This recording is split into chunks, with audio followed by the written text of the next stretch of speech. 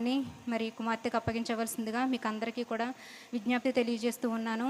ఎవరు కూడా నిర్లక్ష్యంగా ఉండకండి. దేవుడు మనతో ఈరోజు ఏం మాట్లాడబోతున్నారో ప్రతి ఒక్కరు కూడా మరి గుర్తెరిగి వాక్యాన్ని ప్రేమతో స్వీకరించి వెళ్ళాలని మీకు అందరికీ కూడా ప్రేమపూర్వకంగా తెలియజేస్తూ ఈ సమయాన్ని ముఖ్య వాక్యోపదేశకురాలు సహోదరి కె సారిక గారికి ఈ సమయాన్ని అప్పగిస్తూ ఉన్నాను.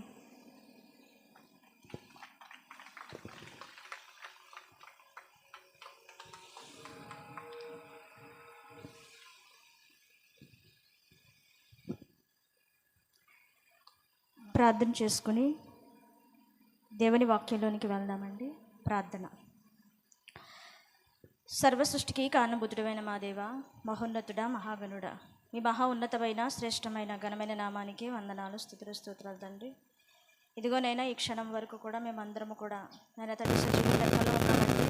నేను తల్లి మీకు చూపిస్తున్నటువంటి ప్రేమ, నేను తల్లి మా పైన మీరు చూపిస్తున్నటువంటి నేను తల్లి మీకు పంపించినటువంటి బాధ్యత ఈ సార్వత్రిక సంఘాలన్నీ కూడా కలిసి ఇటు రీతిగా స్త్రీలమైన మేమందరము కూడా మా బాధ్యత ఏంటో మరొకసారి గుర్తు చేసుకునేటువంటి చక్కటి అవకాశాన్ని నాయన తండ్రి యొక్క స్త్రీల సదస్సు ద్వారా ఈ యొక్క శంకరగుప్తం గ్రామంలో తాడివారి గ్రూప్లో ఉన్నటువంటి షాలోం ప్రార్థనా మందిరం ద్వారా మీరు మాకు ఇచ్చినటువంటి చక్కటి అవకాశాన్ని సద్వినియోగపరుచుకుంటూ నాయన తండ్రి మీరు మా కొరకు రాయించినటువంటి ఈ యొక్క ప్రేమలేఖ అయినటువంటి జీవ గ్రంథం నుండి కొన్ని విషయాలు ఆలోచిస్తూ ఉండగా తండ్రి మీరు మా కొరకు ఏం రాయించారు నేను తండ్రి మా యొక్క బాధ్యత ఏంటో తెలుసుకొని అటు సమాజంలోనూ కుటుంబంలోనూ మా యొక్క వ్యక్తిగత జీవితాల్లోనూ మీ కొరకు ఉన్నతంగా బ్రతికి నేను తండ్రి స్త్రీలమైన మేమందరము కూడా ఏక మనసుతో, ఏక తాత్పర్యంతో, ఏక భావంతో, ఒకే ఆలోచనలు కలిగి వాక్యాన్ని అంగీకరించి దాని ప్రకారంగా నడుచుకునేటువంటి జీవితాన్ని మా అందరికీ మీరు అనుగ్రహిస్తారని తండ్రి మీరు మా మధ్యన ఉన్నారని నమ్ముతూ ఉన్నాం తండ్రి.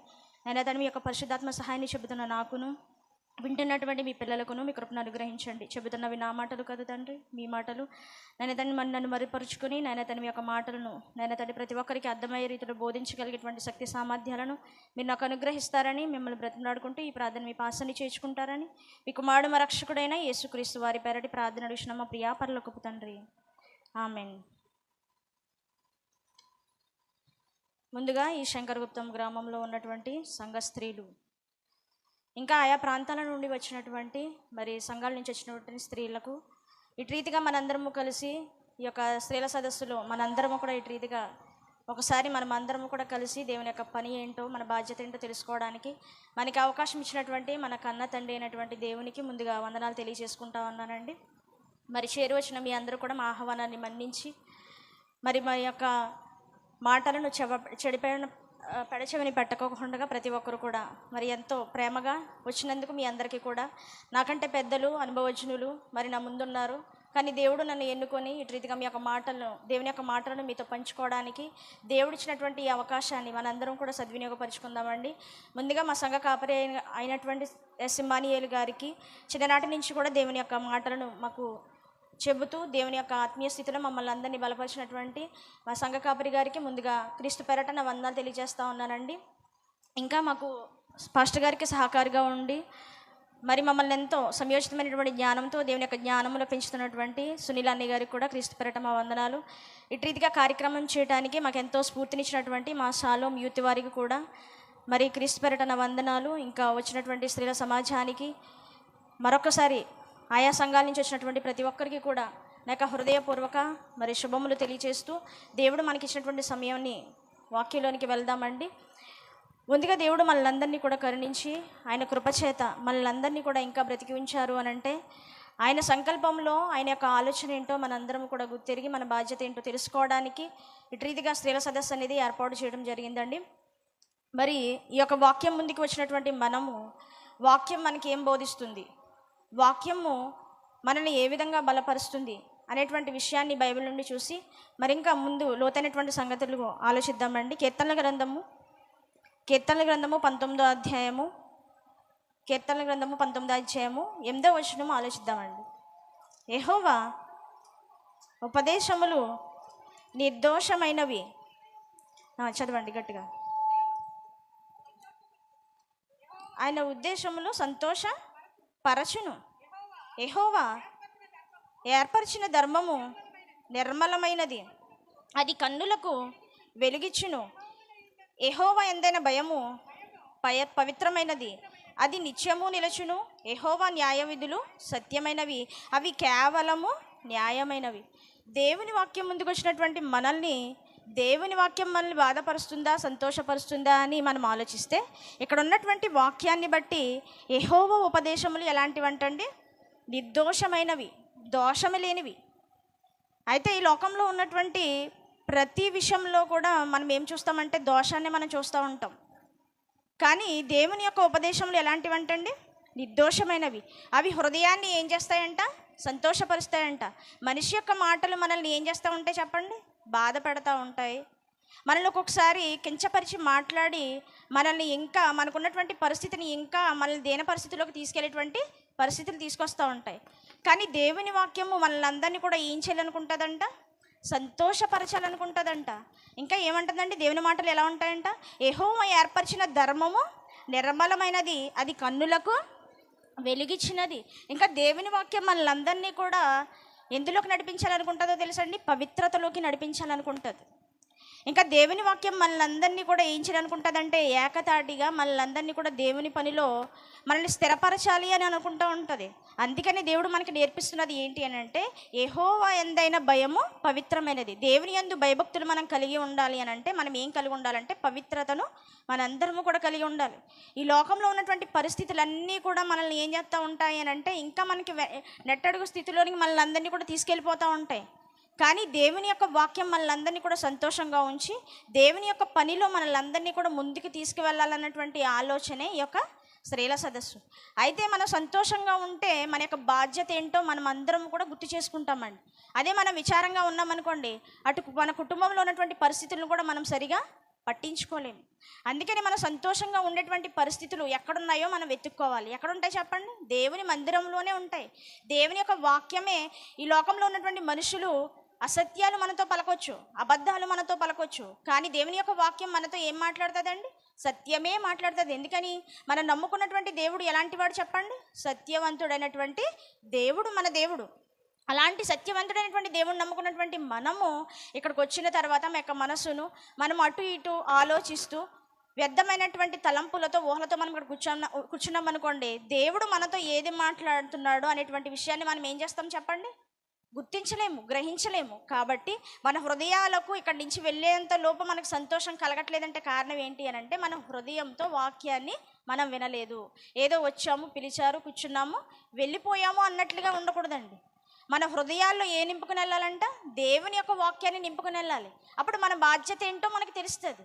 మనం సంతోషపడి అబ్బా బాగా చెప్పారు, దేవుని యొక్క వాక్యాలు బాగా లోతైనటువంటి సందర్భాలు చెప్పారు అనుకుని మనం మాట్లాడుకుంటూ వెళ్ళిపోవడం కాదు. కానీ ఆనాడు ఎందుకు పనికిరానటువంటి ఈ లోకం చాలా తక్కువగా చూసినటువంటి గొర్రెల కాపరులు ఏం చేశారంటండి? వారు విన్న వాటిని కన్న వాటిని ఏం చేశారంట? చెప్పుకుంటూ వెళ్ళిపోయారంట అండి. అలా చెప్పుకుంటూ వెళ్ళిపోయారు కనుకనే ఈరోజు మనంతటి వరకు మన దగ్గర వరకు ఏమొచ్చిందంట? సువార్త వచ్చింది, దేవుని యొక్క మాటలు వచ్చాయి. అలాగే ఈరోజు స్త్రీల ద్వారా దేవుడు తన యొక్క పనిని ఏ విధంగా చేయించుకోవాలనుకుంటున్నాడు అనేటువంటి విషయాలు మనం ఆలోచిస్తే ఈరోజు వాక్యం అనేది మనల్ని సంతోషపడుతుంది. ఆ సంతోషంలో మన యొక్క బాధ్యత ఏంటో తెలుసండి? ఎఫెసీయులకు రాసిన పత్రిక 4వ అధ్యాయము 1వ వచనం మనం ఆలోచిద్దామండి. సంతోషం మనము ఏం చేయాలి అంటే ఎఫెసీయులకు రాసిన పత్రిక 4వ అధ్యాయము 1వ వచనం ఆలోచిద్దామండి. కాబట్టి మీరు సమాధానమును బంధము చేత ఆత్మ కలిగించు ఐక్యమును కాపాడుకొనుట యందు శ్రద్ధ కలిగిన వారే. సరిపోద్దండి. సంతోషాన్ని వాక్యం ద్వారా సంతోషాన్ని పొందుకున్నటువంటి మనము ఇప్పుడు ఏం చేయాలంటో తెలుసండి? సమాధానము అను బంధము చేత ఆత్మ కలిగించు ఐక్యతను మనం ఏం చేయాలంటండి? కాపాడుకోవాలంటండి. మీ అందరి మనసులు ఇక్కడే ఉన్నాయి కదండి. మనం సంతోషంగా ఉన్నప్పుడు మనము ఇప్పుడు కూడా దేవుని యొక్క ఆలోచన ఏంటంటే దేవుడు మనల్ని కూడా సంతోషపరచాలి, ఆయన ఒక పనిని ఏం చేయాలి? చేయించుకోవాలి. అది ఆయన యొక్క ఆలోచన. ఇప్పుడు సంతోషపడినటువంటి మనము ఏం చేయాలో తెలుసండి? ఒక బంధాన్ని కలిగి ఉండాలంటండి. ఏంటంటే ఆ బంధం? ఆత్మ కలిగించు ఐక్యత. ఈరోజు సంఘాల్లో ఈ ఐక్యత లోపించడం వల్లనే ఇలాంటి కార్యక్రమాలు జరగట్లేదండి. ఎక్కడైనా మనము మీటింగ్స్ చూస్తూ ఉంటాము, ఇంకా యవనస్తుల కూడికలు మనం చూస్తూ ఉంటాము, ఇంకా పురుషులు కూడుకునేటువంటి మరి దైవజనుల సదస్సులు మనం చూస్తూ ఉంటాం. కానీ స్త్రీల సదస్సులు మనం చాలా తక్కువగానే చూస్తూ ఉంటామండి. ఎందుకనంటే మనం ఒకరిని ఒకరము కలుసుకొని ఏకభావంతో ఏకతాత్పర్యంతో చేయవలసినటువంటి కార్యక్రమాలు చాలానే ఉన్నాయి. కానీ మనం కలిసికట్టుగా చేస్తామా అంటే మన పక్కన కూర్చున్న వారితోటి మనకు సరైనటువంటి సహవాసం అనేది ఉండదు, ప్రేమ ఉండదు. మనందరం ఇక్కడ కూర్చున్నామే కానీ మనకి శత్రువులు ఎక్కువగా ఉంటారండి. ఎవరికి? స్త్రీలకి.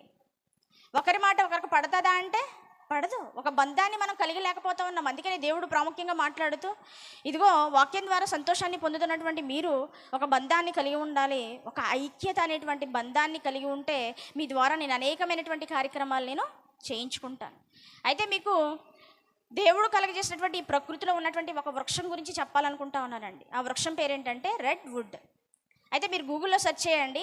ఈ వృక్షాల గురించి కనుక మనం ఆలోచిస్తే, ఈ వృక్షాలకి ఏదైనా ఒక ఉపద్రవం ద్వారా, ఒక తుఫాన్లు కానివ్వండి, బలమైనటువంటి గాలులు కానివ్వండి, ఈ వృక్షాలు ఉన్నటువంటి ప్రాంతాలు కాలిఫోర్నియాలో ఎక్కువగా ఉంటాయండి. వృక్షాలు అటవీ ప్రాంతాల్లో ఎక్కువగా దట్టమైనటువంటి అడవుల్లో ఈ యొక్క రెడ్ వుడ్ అనేటువంటి వృక్షాలు ఉంటాయి.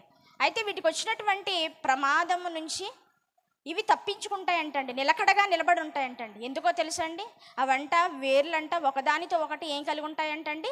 బంధాన్ని వేసుకుని ఉంటాయంటండి. మీరు చూడండి గూగుల్లో, చక్కగా ఉంటుంది ఆ ఫోటో. ఒకదానితో ఒకటి బంధాన్ని కలిగి ఉండి, ఆ వేర్లన్నీ కూడా ఒకటితో ఒకటి ఉపశమనాన్ని కలిగి ఉండి, అవి ఎటువంటి ఉపద్రవం వచ్చినా, ఎటువంటి బలమైనటువంటి గాలులు వీచినా, ఎటువంటి తుఫానులు వచ్చినా వాటి నుంచి తట్టుకోగలుగుతున్నాయంటే కారణం ఏంటో తెలుసండి? అవి కలిగి ఉన్నటువంటి వన్ రూట్ సిస్టమ్ అన్నారండి. ఈ వృక్షాలను ఏమన్నారో తెలుసండి? One root system. అంటే ఆ ఒకే ఒక వేరుతో అవి ఆ బంధాన్ని ఏం చేసుకుంటాయంట?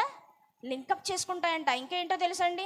అవి పోషకాలు అందించుకునేటువంటి విషయంలో కానివ్వండి, నీరును అందించుకునేటువంటి విషయంలో కానివ్వండి, ఒక చెట్టుకి ఒక పోషకం అందిందనుకోండి, ఆ ఉన్నటువంటి చెట్లన్నింటికి కూడా ఏమందిస్తుందంటే ఇది పోషకాలు అందిస్తుందంట. ఒక నీరు ఒక చెట్టుకి ఒక చుక్క నీరు అందిందనుకోండి, దాని అంతటా అది తాగేసి తృప్తి పొందదంట. ఆ నీరు అంతటిని కూడా వృక్షాలకి ఆ వేరు ద్వారా ఏం చేస్తుందంట? పంపిస్తుందంట. అలాగే ఒక్కొక్కసారి అగ్ని ప్రమాదాలు జరుగుతూ ఉంటాయి కదండి, అటవీ ప్రాంతాల్లో. అలా జరిగినప్పుడు ఒక వృక్షానికి కాలిపోయిందనుకోండి అగ్ని ప్రమాదం వల్ల, ఇవి ఏం చేస్తాయంటో తెలుసండి? వీటికి వచ్చినటువంటి పోషకాలన్నీ కూడా వీటిలో ఉంచుకోకుండా ఆ చెట్టు ఎప్పటి వరకు జీవనం పొందుతుందో అప్పటి వరకు కూడా ఆ పోషకాలన్నీ కూడా ఎవరికి అందిస్తుందంటో తెలుసండి? ఆ వృక్షానికి, కాలిపోయినటువంటి ఆ వృక్షానికి అందిస్తూ ఉంటాయంటండి. ఆ నీరుని, ఆ పోషకాలని, ప్రతి దానిని కూడా చెట్టు మళ్ళీ పచ్చగా చిగురించేంత వరకు కూడా ఏం చేస్తాయంటండి చెట్లన్నీ కూడా దాని గురించి ఆలోచిస్తాయంటండి. ఈరోజు ఆ ప్రకృతిలో దేవుడు ఆ వృక్షాన్ని చూపిస్తూ నీకు నాకు నేర్పిస్తున్నటువంటి పాఠం ఏంటో తెలుసు తల్లి. ఎఫెసీయులకు రాసిన పత్రిక చూద్దాం, చూడండి. ఎఫెసీయులకు రాసిన పత్రిక 3వ అధ్యాయం 18వ వచనం. క్రీస్తు మీ హృదయములలో విశ్వాసము ద్వారా నివసించినట్లుగా తన మహిమైశ్వర్యము చెప్పున మీకు దయచేయవలెననియు, మీరు దేవుని సంపూర్ణత యందు పరిపూర్ణులగునట్లు ప్రేమ యందు వేరుపారి స్థిరపడి. ఎందుకు పంపిస్తున్నాయి చెప్పండి? ఆ చెట్ల పోషకాలకి, వాటికి అందుతున్నటువంటి ఆ నీరుని దానికి ఎందుకు అందిస్తున్నాయి? నాతో పాటు ఆ వృక్షం ఎలా ఉండాలి? పచ్చగా ఉండాలి అని కోరుకుంటున్నా. ఈరోజు సంఘాల్లో మనం అది కోరుకుంటున్నామా చెప్పండి? మన ప్రేమ కూడా ఏమవ్వాలంటండి? అందరిలోనూ వ్యాపించాలంట. అదే అంటున్నాడండి, క్రీస్తు ప్రేమ యందు వేరుపారి స్థిరపడి సమస్త పరిశుద్ధులతో కూడా దాని వెడల్పు, పొడుగు, లోతు, ఎత్తు ఎంతో గ్రహించుకొనుటకు, జ్ఞానమునకు మించిన క్రీస్తు ప్రేమను తెలుసుకొనుటకు తగిన శక్తి గలవారు కావాలనని ప్రార్థించుచున్నారు. ఈరోజు సంఘాల్లో ఐక్యతను మనం ఏం చేస్తున్నాం చెప్పండి? లోపిస్తుంది, కోల్పోతా ఉన్నాం మనం. క్రీస్తు ప్రేమ మనందరిలోని కూడా పారి వ్యాపించి మనందరము కూడా ఒకరి కష్ట దుఃఖాల్లో ఒకరు మనం ఏం చేసుకోవాలి చెప్పండి? పాలు పంపులు పంచుకోవాలి మనం అందరము కూడా. అలా ఎప్పుడైతే పంచుకుంటామో, ఒకరి కష్టాల్లో ఒకరు ఎప్పుడైతే ఓదార్చుకుంటామో, అటు సంఘం గురించి ఆలోచించేటువంటి పరిస్థితులు ఉంటాయండి. వాళ్ళ కుటుంబాల్లో ఏం జరిగితే నాకెందుకు, వీళ్ళ కుటుంబాల్లో ఏం జరిగితే నాకెందుకని మనం అనుకున్నాం అనుకోండి, దేవుడు చూపించినటువంటి ప్రేమ అంటారా ప్రియులారా చెప్పండి? కాదండి. దేవుడు చూపించినటువంటి ప్రేమ ఏదైతే ఉందో అది మనం ఎప్పుడైతే మనం పొందుకుంటామో ఎదుటి వారి పట్ల మనము కూడా ఆ ప్రేమను చూపించగలుగుతాం. అలా మన యొక్క ప్రేమను మనం కురిపించే వారంగా ఉండాలి, పంచే వారంగా మనం అందరము ఉండాలి. ఇంకొక జీవి మనకు కనిపిస్తుందండి, బీవర్స్. దీన్ని కూడా గూగుల్లో సెర్చ్ చేయండి, బీవర్స్. ఈ బీవర్ అనే జంతువు ఎక్కడుంటుందంటే నీటిలో ఉంటుంది, ఆ నదుల్లో ఉంటుంది. 500 మీటర్ లోతులో నివాసాన్ని ఏర్పాటు చేసుకోవాలనుకుంటుందండి. అలా ఏర్పాటు చేసుకోవాలనుకున్నప్పుడు నీరు ఉంటే ఏర్పాటు చేసుకోగలుగుతుందండి? లేదండి. అప్పుడు కలిసికట్టుగా ఈ జంతువులన్నీ కూడా కలిసి ఏం చేస్తాయో తెలుసండి? అక్కడ టీం వర్క్ చేస్తాయండి. టీం వర్క్ చేసి ఒక ఆనకట్టను ఏం చేస్తాయంట? నిర్మించుకుంటాయి. నిర్మించుకొని నీరునే ఆపేస్తాయంటండి. నీరునే ఆపేస్తాయంట. ఏంటి నీరునే ఆపే అంత వర్క్ నీ దగ్గర ఉందా అంటే ఉంటుంది.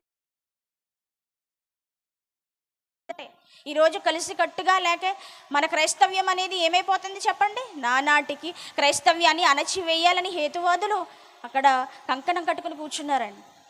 కానీ మనము మన సంఘాల్లోనే మనకు గొడవలు, మన సంఘాల్లోనే మనకు సఖ్యత ఉండకపోబట్టి ఈరోజు మనము క్రీస్తు యొక్క ప్రేమను ఉన్నాం ప్రియులారా. కాబట్టి ఈ యొక్క విషయాన్ని దృష్టిలో పెట్టుకోండి. వాటికి ఉన్నటువంటి ఐక్యత ఈరోజు మనకు లేకపోతూ ఉండడానికి గల కారణం మనలో ఉన్నటువంటి ఆ దేవుని వాక్యాన్ని మనం ఏం చేస్తున్నామో తెలుసండి, అణచివేస్తూ ఉన్నాం.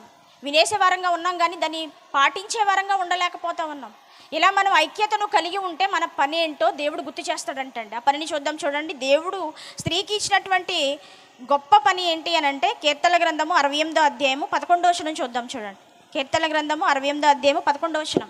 ప్రభువు మాట సెలవిచ్చుచున్నాడు, దానిని ప్రకటించు స్త్రీలు గొప్ప సైన్యంగా ఉన్నారు. స్త్రీలు ఎలా ఉన్నారంటే అండి, గొప్ప సైన్యంగా ఉన్నారు. మనలో ప్రేమ ఉండాలి, సంతోషం ఉండాలి, సంతోషం తర్వాత ఐక్యత ఉండాలి. ఏంటో తెలుసా అండి, మీరందరూ ఐక్యత కలిగి ఏం చేయాలంట, గొప్పటించం. మనం మన కుటుంబాల్లో ఉన్నటువంటి సమస్యలను ప్రకటించుకుంటూ ఉంటాం. కొన్నిసార్లు పక్కవారి గురించి మాట్లాడుతూ ఉంటాం. గొప్ప సైన్యంగా మనం దేవుని కార్యక్రమాల్లో ముందుకు వెళ్తూ ఉన్నామా, లేకపోతే దేవుని పనిని ఆపేసే వారంగా సైన్యంగా మనం గుమ్ముకుడుతూ ఉన్నామా చెప్పండి? మనందరము కలుసుకున్నాము అని అంటే ఏమండి దేవుని గురించి మాట్లాడుకుంటామా, ఎక్కువగా ఎదుటివారి గురించి మాట్లాడుకుంటామా చెప్పండి? ఎదుటివారి గురించే మనం మాట్లాడుకుంటాం కదండి. డెఫినెట్లీ ఒక ఇద్దరు కలిశారు అని అంటే ఆ మూడో వ్యక్తిని మనం కంపల్సరీగా మన మధ్యలోనికి తీసుకొస్తూ ఉంటాం. ఆ మూడో వ్యక్తి ఎవరు ఉండాలో తెలుసా అండి? మన కన్న తండ్రి అయినటువంటి దేవుడు ఉండాలి. మన కొరకు ప్రాణాలనే అర్పించినటువంటి యేసుక్రీస్తు వారి గురించి మనం మాట్లాడుకోవాలి. ఈరోజు సమాజానికి ఒక స్త్రీ చులకనైపోవడానికి గల కారణం ఏంటో తెలుసండి? తను మాట్లాడుకునేటువంటి మాటలు, తను నడుచుకునేటువంటి ప్రవర్తన, తను చూసేటువంటి చూపు. అయితే ఈరోజు మనం నేర్చుకోవాల్సింది ఏంటి అని అంటే దాన్ని ప్రకటించేటువంటి స్త్రీలు గొప్ప సైన్యంగా ఉన్నారు. దేన్ని ప్రకటించాలి? సువార్తను మనం ప్రకటించాలి. సర్వ సృష్టికి వెళ్ళి మీరు ఏం చేయాలండి? సువార్తను ప్రకటించాలన్నటువంటి వాక్యాన్ని మనం మర్చిపోయాము. మన కుటుంబ బాధ్యతలను నెత్తి మీద వేసుకొని మన అందరము కూడా దేని కొరకు పాకులు పడుతున్నాం చెప్పండి? ఈరోజు కుటుంబం కొరకు పాకులు పడుతూ ఉంటాము, మన వ్యక్తిగత సమస్యల గురించి పాకులు పడుతూ ఉంటాము, దాని గురించి మనం కష్టపడుతూ ఉంటాం. ఎంత దూరమైనా వెళ్తూ ఉంటాం. అమ్మ దేవుని కార్యక్రమం, అమ్మ దేవుని కుడికమ్మ అంటే ఊరి చివరిలో ఉన్నటువంటి చర్చి దగ్గర కూడా మనము నడిచి రాలేమండి. కానీ మన యొక్క సొంత పనుల కొరకు మనం ఎంత దూరమైనా వెళ్తామండి, ఎంత దూరమైనా వెళ్తాం. దేవుని యొక్క కార్యక్రమాలంటే వెళ్ళాలంటారా, రావాలంటారా అని అంటామండి. మనం నోటి ద్వారానే మనం అంటూ ఉంటాం. కుటుంబంలో మనం ఎన్నో పనులు చేసుకుంటూ ఉంటాము. మన యొక్క వ్యక్తిగత పనులను మనం ఎన్నో ఎప్పటికప్పుడు టైం ప్రకారంగా చేసేసుకుంటూ ఉంటాం, నడిపించుకుంటూ ఉంటాం. మరి దేవుని కార్యక్రమాలు ఎవరు చేస్తారు? క్రీస్తు కార్యక్రమాలు నీ ద్వారా నా ద్వారా జరగవలసినటువంటివి అనేకమైనవి ఉన్నవి కదా. అవన్నీ చేయాలి అని అంటే ఒక ఐక్యత ఉండాలండి. ఒంటరిగా చేయాలంటే చేయలేమండి. ఇప్పుడు నేను ఒక్కదాన్ని ఇదంతా చేయాలి అని అంటే చేయగలను చెప్పండి? లేదండి, అందుతూ ఉంది. అలాగే దేవుని ప్రకటించాలి అని అంటే క్రీస్తు నామం మెరుగని చోట్లు బోల్డ్ అన్ని ఉన్నాయండి. మనం క్రైస్తవులం. ఇక్కడ కూర్చున్న వాళ్ళం అందరము కూడా ఎవరమండి? క్రైస్తవులం. మనందరికీ దేవుని యొక్క మాటలు తెలుసు. బైబిల్లో ఎంతమంది స్త్రీలు ఉన్నారు, ఎంతమంది భక్తి పనులు ఉన్నారు, వాళ్ళ యొక్క జీవిత చరిత్రలు ఏంటో మనందరికీ తెలుసు. కానీ ఈరోజు సంఘాల్లో ఏం లోపించిందో తెలుసా అండి? ప్రేమ లోపించింది. ప్రేమ లోపించింది కనుకనే నువ్వు నేర్చుకున్నటువంటి ఆ వాక్యం నీ నుంచి బయటకు రాలేకపోతా ఉంది. కాబట్టి ఈరోజు మనం గొప్ప సైన్యంగా దేవుని యొక్క పనిని ఎలా చేయాలో మనం నేర్చుకుంటూ ఉంటాము. మళ్ళీ వెంటనే మనం ఏం చేస్తూ ఉంటాం చెప్పండి? ఆ చర్చి దగ్గర గుమ్మం దగ్గరే వదిలేసి వెళ్ళిపోతూ ఉంటాం.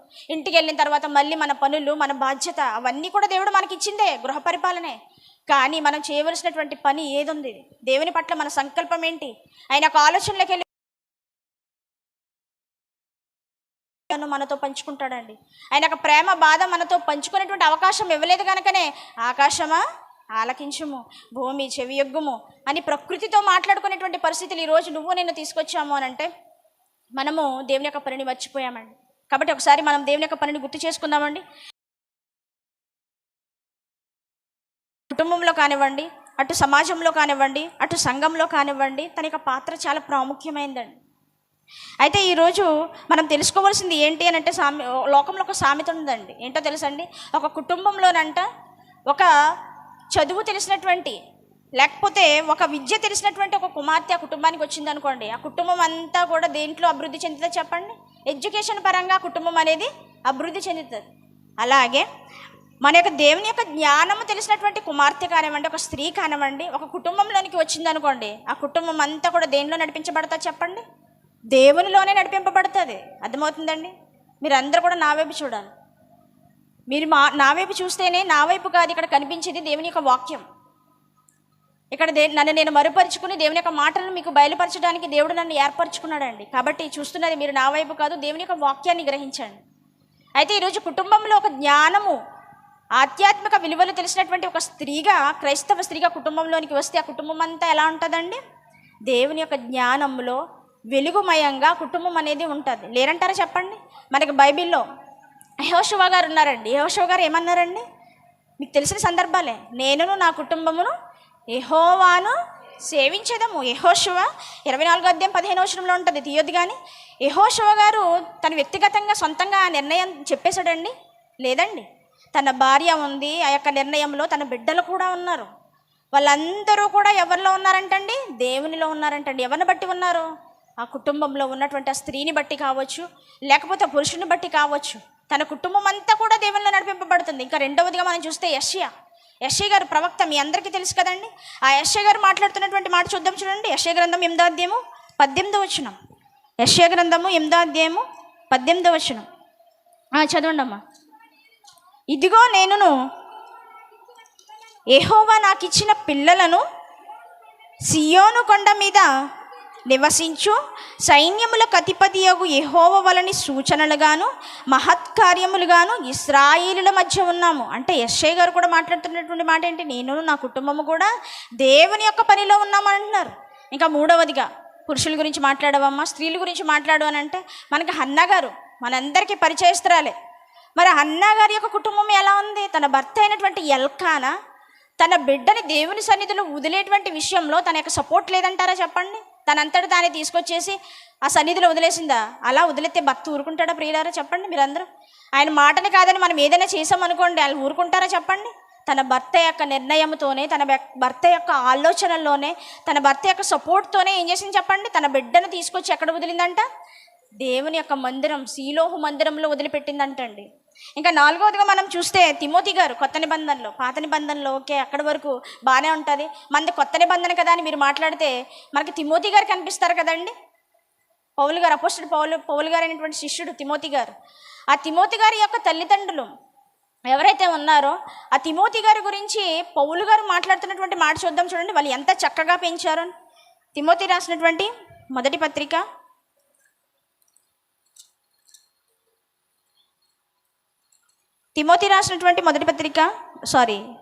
రెండో పత్రిక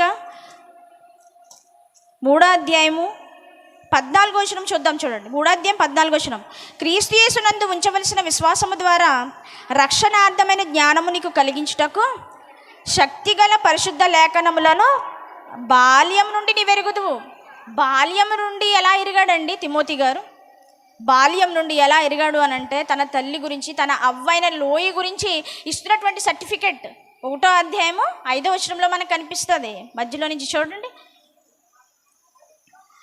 విశ్వాసంను ఆపేక్షించుచు ఆ విశ్వాసము మొదట నీ అవ్వైన లోయలోను నీ తల్లి అయిన యునేకేలోను వసించెను, అది నీ యందు సహా వసించున్నదని నేను రూఢిగా నమ్మిచున్నాను. ఎవరిలో ఉందంట విశ్వాసం? తన కుమారుడైనటువంటి, లేకపోతే తన మనవడైనటువంటి తిమోతి గారిని దేవుని పెంచేటువంటి విషయంలో తిమోతి గారి యొక్క తండ్రి గారి యొక్క ఆయన యొక్క సపోర్ట్ కూడా ఉందండి. ఎవరికి? కుటుంబానికి. ఆ కుటుంబం అంతా కలిస్తేనే దేవుని బిడ్డల్ని దేవునిలో పెంచేటువంటి విషయంలో మనము బలాన్ని పొందుకుంటాం ప్రియులారా, విజయాన్ని సాధించగలుగుతాం. ఇలా నేను నా కుటుంబం అంతా కూడా కలిసి యెహోవాని స్తుతించేటువంటి పరిస్థితులు మనం తెచ్చుకుంటున్నాము అని అంటే దేవుడు మన కుటుంబాన్ని ఎంత ఆశీర్వదిస్తాడు చెప్పండి. అంతెందుకండి, పాత నిబంధన అయిపోయింది, కొత్త నిబంధన అయిపోయింది. మీకు మన మధ్యలో ఉన్నటువంటి సహోదరుని కూడా చూపించాలనుకుంటున్నానండి. ఇక్కడే కూర్చున్నారు మన స్టేజ్ పైన రాణి గారు. మోరుపోడు సంఘానికి చెందినటువంటి రాణి గారి గురించి ఒక విషయం నాకు తెలిసినటువంటి సహోదరుల్లో కొన్ని విషయాలు తెలుస్తూ ఉంటాయి. వాళ్ళని గణపరచాలి కదండి. అయితే వాళ్ళ హస్బెండ్ ఎక్కడ ఉంటారంటే ఇజ్రాయెల్ ప్రాంతంలో ఉంటారు.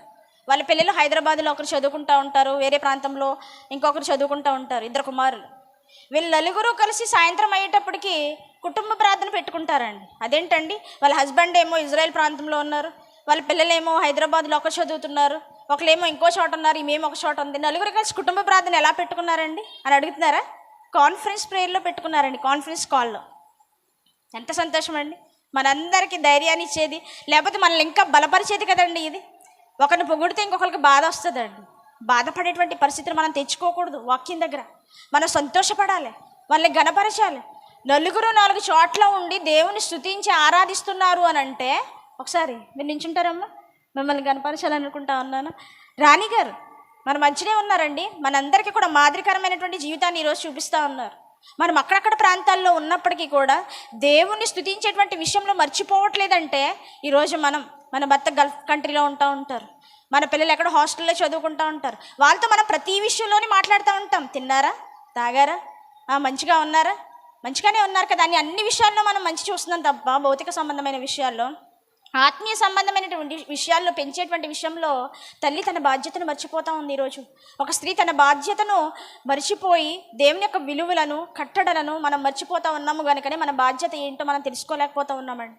కాబట్టి ఈరోజు స్త్రీని ఆనాటి సమాజం నుంచి ఇప్పటి వరకు కూడా చిన్న చూపు చూడడానికి గల కారణాలు ఏంటో బైబిల్ నుంచి మనం ఆలోచిద్దామండి. 1 తిమోతి రాసిన పత్రిక 4వ అధ్యాయము 11, 12, 13 వచనాలు చదువుకుందామండి. నీ యవ్వనమును బట్టి ఎవడును నిన్ను తృణీకరింపనీయకము కానీ మాటలోను, ప్రవర్తనలోను, ప్రేమలోను, విశ్వాసములోను, పవిత్రతలోను విశ్వాసులకు మాదిరిగా ఉండుము. కుటుంబాన్నంతా కూడా చూసుకోవాల్సినటువంటి బాధ్యత దేవుడు ఎవరికి ఇచ్చాడంటే ఒక స్త్రీకి ఇచ్చాడండి. అయితే ఈ స్త్రీ తన యొక్క విలువలను, తన యొక్క బాధ్యతలను మర్చిపోతుంది గనకనే ఈ సమాజం ఆనాటి నుంచి ఇప్పటి వరకు కూడా ఒక స్త్రీకి సమాన హక్కులు ఇచ్చారు కదండి. ఎక్కడ చిన్న చూపు చూసారండి అంటారేమోనండి మీరు.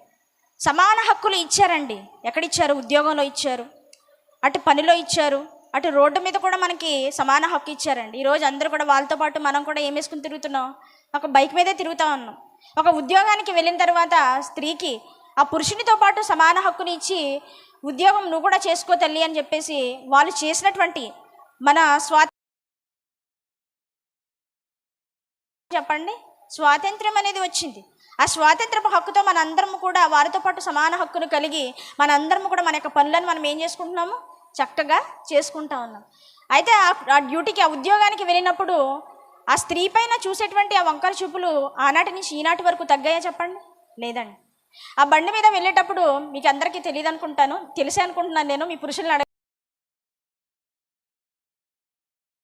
ఎందుకని మనకి ఏదైనా ఎదురొచ్చిందనుకోండి, మనం 2 చేతులు పైకెత్తేస్తాం. మనకి బ్రేక్ వేయాలన్నటువంటి ఆ యొక్క ఆలోచనే మనం మర్చిపోతూ ఉంటాం కదండి. మన మీద వాళ్ళకి పూర్తి నమ్మకం ఉండదు. పాపం వాళ్ళకి ఎటువంటి అవకాశం లేక గల్ఫ్ కంట్రీలో ఉండి మనకి బైక్ ఇస్తున్నారు కానీ అనుకుందాం, కొంతమంది స్త్రీలకు ఇస్తూ ఉంటారు కదండి అవకాశాన్ని. అయితే మనం చేసేటువంటి డ్రైవింగ్ విషయంలో కూడా ఈనాటి సమాజం ఎలా చూస్తుంది చెప్పండి? మనల్ని చిన్నగానే చూస్తుందండి. ఎందుకని? బలహీనమైనటువంటి ఘటమని పేతురు గారు రాశారండి పరిశుద్ధాత్మ ద్వారా. బలహీనమైనటువంటి ఘటము గనక పురుషుడితో ఏం చెప్పాడో తెలుసండి? జ్ఞానము చెప్పున నువ్వు కాపురం చేయి అని అన్నాడండి. ఆ సామెతల గ్రంథంలో జ్ఞానేటువంటి సొలొమోను గారు మళ్ళీ మనతో మాట్లాడుతూ ఏమన్నాడండి? జ్ఞానవంతురాలు తన ఇల్లు కట్టుకొను, మూఢురాలు తన ఇల్లు ఓడబెరుకొను. ఎక్కడ చూసినా సమాజంలో సమాన హక్కుని ఇచ్చినప్పటికీ కూడా ఒక స్త్రీ పైన ఒక సమాజానికి ఉన్నటువంటి ఆలోచన ఎలా ఉంది అని అంటే అది చిన్నగానే ఉందండి, విలువ లేని దానిగానే ఉంది. మరి దేవుడు ఈ సమాజంలో మనల్ని చిన్న చూసినప్పటికీ ఆనాడు స్వతంత్ర సమర యోధులు చేసినటువంటి పోరాటాన్ని ఒకసారి గుర్తు చేయాలనుకుంటున్నానండి. ఒక స్త్రీ కోసం వాళ్ళు చేసినటువంటి పోరాటం ఏంటి చెప్పండి ప్రియులారు? స్త్రీ చదువుకునేటువంటి అవకాశాలు ఉన్నాయా చెప్పండి? లేదండి. రమాబాయి గారు ఎవరో తెలుసండి? ఆ స్వతంత్ర సమర యోధుల్లో ఉన్నటువంటి ఆ ముక్తి మిషన్ నినాదం దేని కొరకు అనంటే స్త్రీలందరూ కూడా ఏం చేయాలి? చదువుకోవాలి. ప్రతి ఒక్కరూ కూడా ముసలివాడిని ఇచ్చి వివాహం చేసిన తర్వాత ఆ ముసలివాడు చనిపోతే ఆ స్త్రీకి గుండు కొట్టించి ఎక్కడ కూర్చోబెట్టేవారండి? ఒక మూలను కూర్చోబెట్టేవారు. ఆ మూలను కూర్చోబెట్టేటువంటి ఆ పరిస్థితుల్లో నుంచి బయటికి లాక్కొచ్చి రాజారాం మోహన్ రాయ్ గారితో కలిసి ఆ పోరాటం చేసినటువంటి ఆ వ్యక్తుల్లో ఎవరు ఉన్నారంటే ఆ స్త్రీ రమాబాయి గారు మనకి ఉన్నారండి. అయితే ఈమె ఎవరికి చెందినటువంటి స్త్రీ అంటే ఒక బ్రాహ్మణ కుటుంబానికి చెందినటువంటి స్త్రీ. అయితే వాళ్ళ కుటుంబస్తులు అన్ని ఆచారాల్లో ఆ చీకటిలో తనని ఆచారాలతో మగ్గిపెడతా ఉంటే ఆ యొక్క క్రీస్తు మార్గాన్ని తెలుసుకొని ఈ యొక్క క్రీస్తు మార్గమే నన్ను వెలుగుమయంగా చేసింది అని ఆ స్వాతంత్ర సమరయోధులతో కలిసి చక్కటి పోరాటం చేసిందండి. ఎందుకని? స్త్రీలందరూ కూడా చక్కగా చదువుకోవాలి. ఇంకా గాంధీ గారు మనందరికీ తెలుసు కదండి. గాంధీ గారితో పాటు కలిసి ఒక టైటస్ అనేటువంటి వ్యక్తి కూడా ఆయనతో పాటు ఉన్నాడండి. గాంధీ గారికి బైబిల్ ఎలా తెలిసిందో తెలుసా అండి? ఆ టైటస్ అనేటువంటి వ్యక్తి ఎవరైతే ఉన్నారో ఆయన ఒక క్రిస్టియన్. ఆయన పేరుకి తెలుగులో అర్థం ఏంటంటే తీతు. బైబిల్లో ఉన్నటువంటి పేరే పెట్టుకున్నారు ఆయన. అయితే ఆ టైటస్ గారు ఆయనకి గాంధీ గారికి దేవుని యొక్క మాటలు తెలియడానికి గల కారణం ఈయనే. దేవుని యొక్క ప్రేమను తెలుసుకున్నాడు. ఎవరు? గాంధీ గారు. ఏమన్నాడండి? ఒక చెంప మీద కొడితే ఇంకొక చెంప చూపించాలి అని అన్నాడండి. అంత ప్రేమ మాటలు మాట్లాడడానికి గల కారణం ఏంటి చెప్పండి? ఈ బైబిల్ ప్రతి ఒక్కరిని కూడా ఏం చేస్తుంది చెప్పండి? ప్రభావితం చేస్తుంది. ప్రతి ఒక్కరిని కూడా మంచి మార్గంలో నడిపించేది ఈ జీవగ్రంథం. అయితే ఆయన మాట్లాడినటువంటి మాట ఏంటంటే, ఒక స్త్రీ అర్ధరాత్రి వేళ ఒంటరిగా నడిచినప్పుడు ఏమొస్తుందంట? ఈ దేశానికి స్వాతంత్రం వచ్చింది అన్నాడండి. అయితే అర్ధరాత్రి కాదు కదా, పట్టపగలే స్త్రీకి ఏం లేదు చెప్పండి? ఈరోజు సమాజంలో స్వాతంత్రం లేదండి. రక్షణ వరకు మనం ఎలా బ్రతకాలి, కుటుంబంలో దేవుడు మనకి ఇచ్చినటువంటి బిడ్డల్ని ఎలా పెంచాలి అనేటువంటి విషయాలు మనం ఆలోచిద్దామండి. ఒక కుటుంబం అభివృద్ధి చెందాలి అనన్నా, లేకపోతే ఆ కుటుంబం అభివృద్ధి చెందకపోవడానికి గల కారణాలు ఒక స్త్రీ పైన ఈరోజు ఆధారపడి ఉన్నాయి కనుక బైబిల్లో ఉన్నటువంటి బాధ్యత లేనటువంటి స్త్రీలు కూడా ఉన్నారు. వాళ్ళ జీవితాలను ఎలాగ నాశనం చేసుకున్నారో మనం చూద్దాం. ఆదికాండము 34 అధ్యాయము మొదటి వచనము ఆలోచిద్దామండి. లేయా యాకోబును కనిన కుమార్తె అయిన దేనా ఆ దేశపు కుమార్తెలను చూడ వెళ్ళెను. సరిపోద్దండి. ఈ దేనా ఎవరో మనందరికీ తెలుసండి. అబ్రహాము కుమారుడైన ఇస్సాకు కుమారుడైన యాకోబు కుమార్తె. యాకోబు లేయల ఏకైక కుమార్తె. 12 మంది కుమారులు, ఒక్కగానొక్క ఏకైక కుమార్తె. మనందరికీ తెలుసు కదండి. అయితే ఒక్కగానొక్క కుమార్తెగా ఉన్నటువంటి ఈ యొక్క దేనా తన యొక్క పరిస్థితి ఏంటో మర్చిపోయిందండి. తన యొక్క స్థితిగతులు ఏంటో మర్చిపోయింది. ఒక్కగానొక్క కుమార్తెగా కుటుంబంలో ఉన్నటువంటి నీకు ఎటువంటి పరిస్థితులు ఉంటాయి చెప్పండి? గారాబంగా పెంచుతారండి కదండి. చాలా అల్లారు ముద్దుగా పెంచుతారు. ఒక మొగోడు పుట్టి ఒక ఆడపిల్ల పుట్టినా ఆ కుమార్తెని ఎక్కువగా ప్రేమగా చూస్తారు. ఎవరు? తల్లిదండ్రులు. ఎక్కువగా తండ్రి ఎక్కువగా ప్రేమగా చూస్తూ ఉంటాడు. అయితే ఇక్కడ యాకోబు గారికి ఉన్నటువంటి పరిస్థితి ఏంటి చెప్పండి? యాకోబు గారు దేవుని యొక్క అడుగుజాడల్లో దేవుని యందు భయభక్తులు కలిగి నడుచుకుంటున్నటువంటి భక్తుడు. ఎవరు? యాకోబు గారు. ఆయన ఎంతో భక్తిగా పెరుగుతున్నటువంటి స్థితులను ఎవరు చూస్తున్నారు చెప్పండి? దేనా గారు చూస్తూ ఉన్నారు. యాకోబు గారికి ఉన్నటువంటి ఆ పేరు, ఆ మోసగాడు అనేటువంటి పేరు ఏదైతే ఉందో దాన్ని తొలగించుకొని దేవుని ద్వారా ఇశ్రాయేలు అని పేరు మార్పించుకొని దేవుని యొక్క దృష్టిలో ఒక యాకోబు గారి యొక్క కుటుంబంలో నుంచి వచ్చినటువంటి ఒక దేనా యొక్క పరిస్థితులను మనం ఆలోచిస్తే తను చేసినటువంటి తప్పడడుగుల ద్వారా తన యొక్క స్థితిని కోల్పోయిందండి. ఎలా కోల్పోయింది అని అంటారా? ఆ 33వ అధ్యాయంలో మనకు భయంకరమైనటువంటి పరిస్థితులు మనకు కనిపిస్తూ ఉంటాయి. తన అన్న అయినటువంటి యాషావు దగ్గర నుంచి తన జ్యేష్ఠత్వపు హక్కును దొంగిలించి యాకోబు గారు తన మామ అయినటువంటి లాబాను ఇంటికి వెళ్ళిపోతారు.